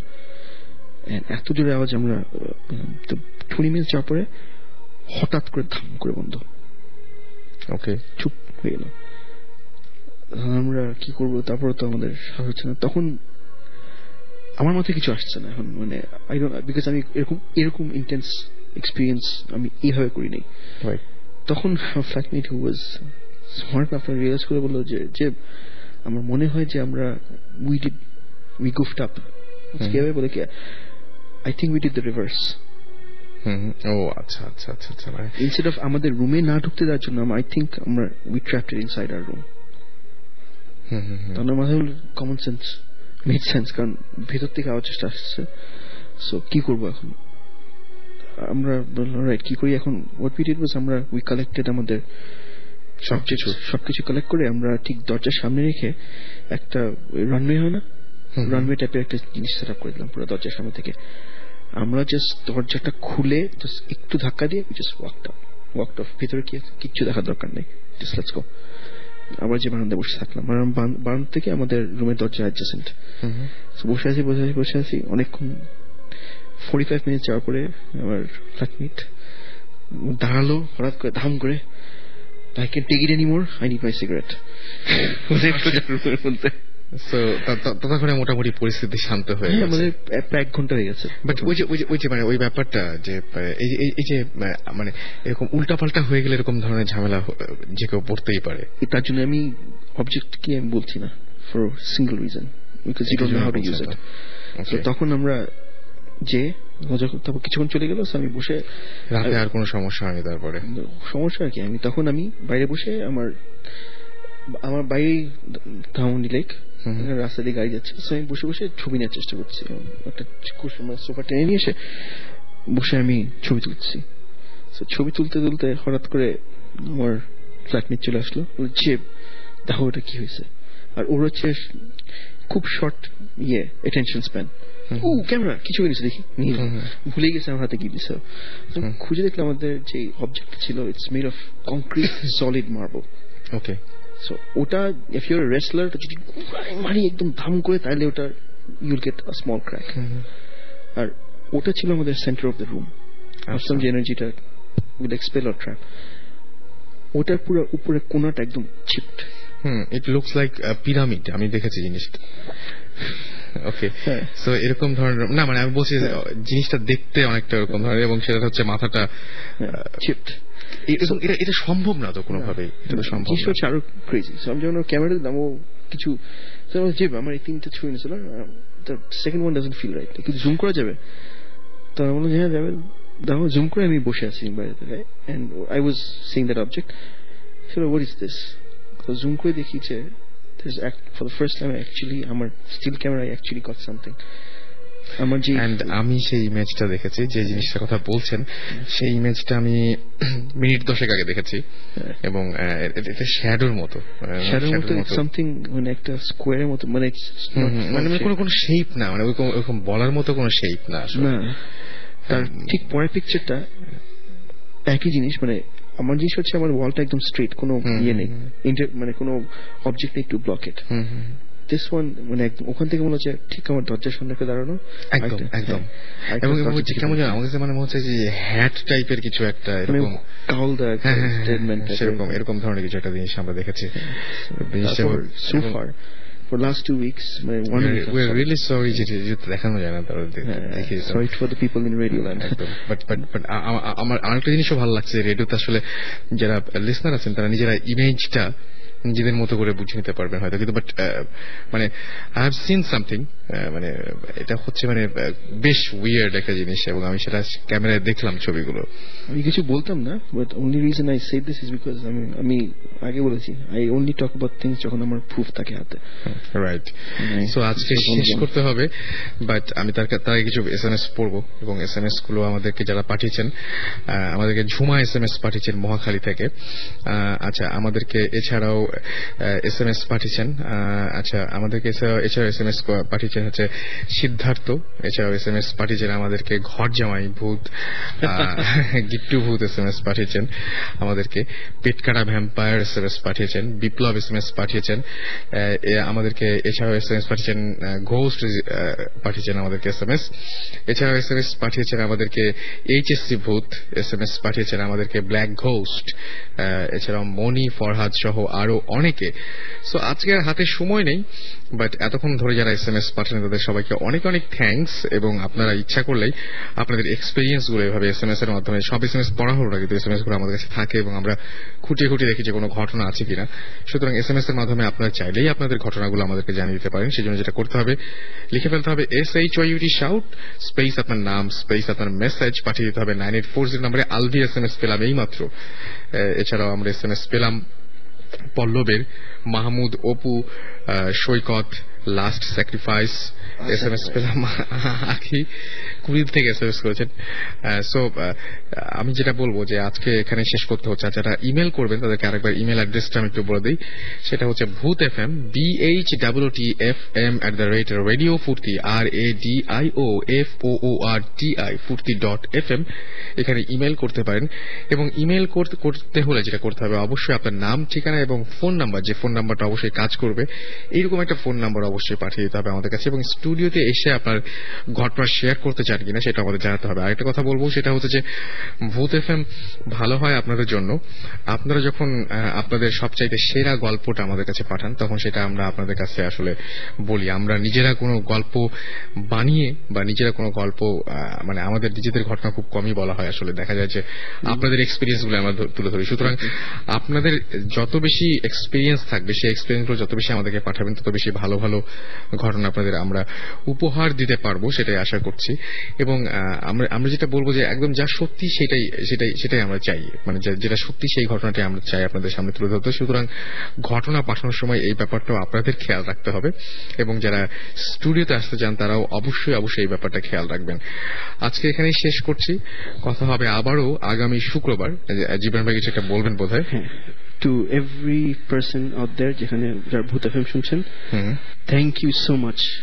মানে আমরা কয়েকদিন একটা রিসেন্ট সার্ভে করলাম, মানে পেয়েছি, সাকিব পেয়েছে অ্যাকচুয়ালি, একটা ওয়ার্কশপে গেছিল, তো এসে ওখান থেকে ফোন করলো হঠাৎ, যে জানিস কি যে ফার্স্ট অফ অল যে ভূত FM মানে একটা রেটিং হয় কত শো কত popular. Bhoot FM by far, head and shoulders by far the most popular show in here, not because Amra, because of the fans.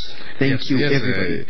Yes, and মানে all credits মানে যেটা আছে সেটা হচ্ছে আপনাদের, সেটা আপনাদের SMS actually SMS letters everything এবং সবচেয়ে বেশি ইম্পর্টেন্ট হচ্ছে আপনাদের ঘটনাগুলো, আপনাদের এক্সপেরিয়েন্স যেগুলো আপনারা পাঠান।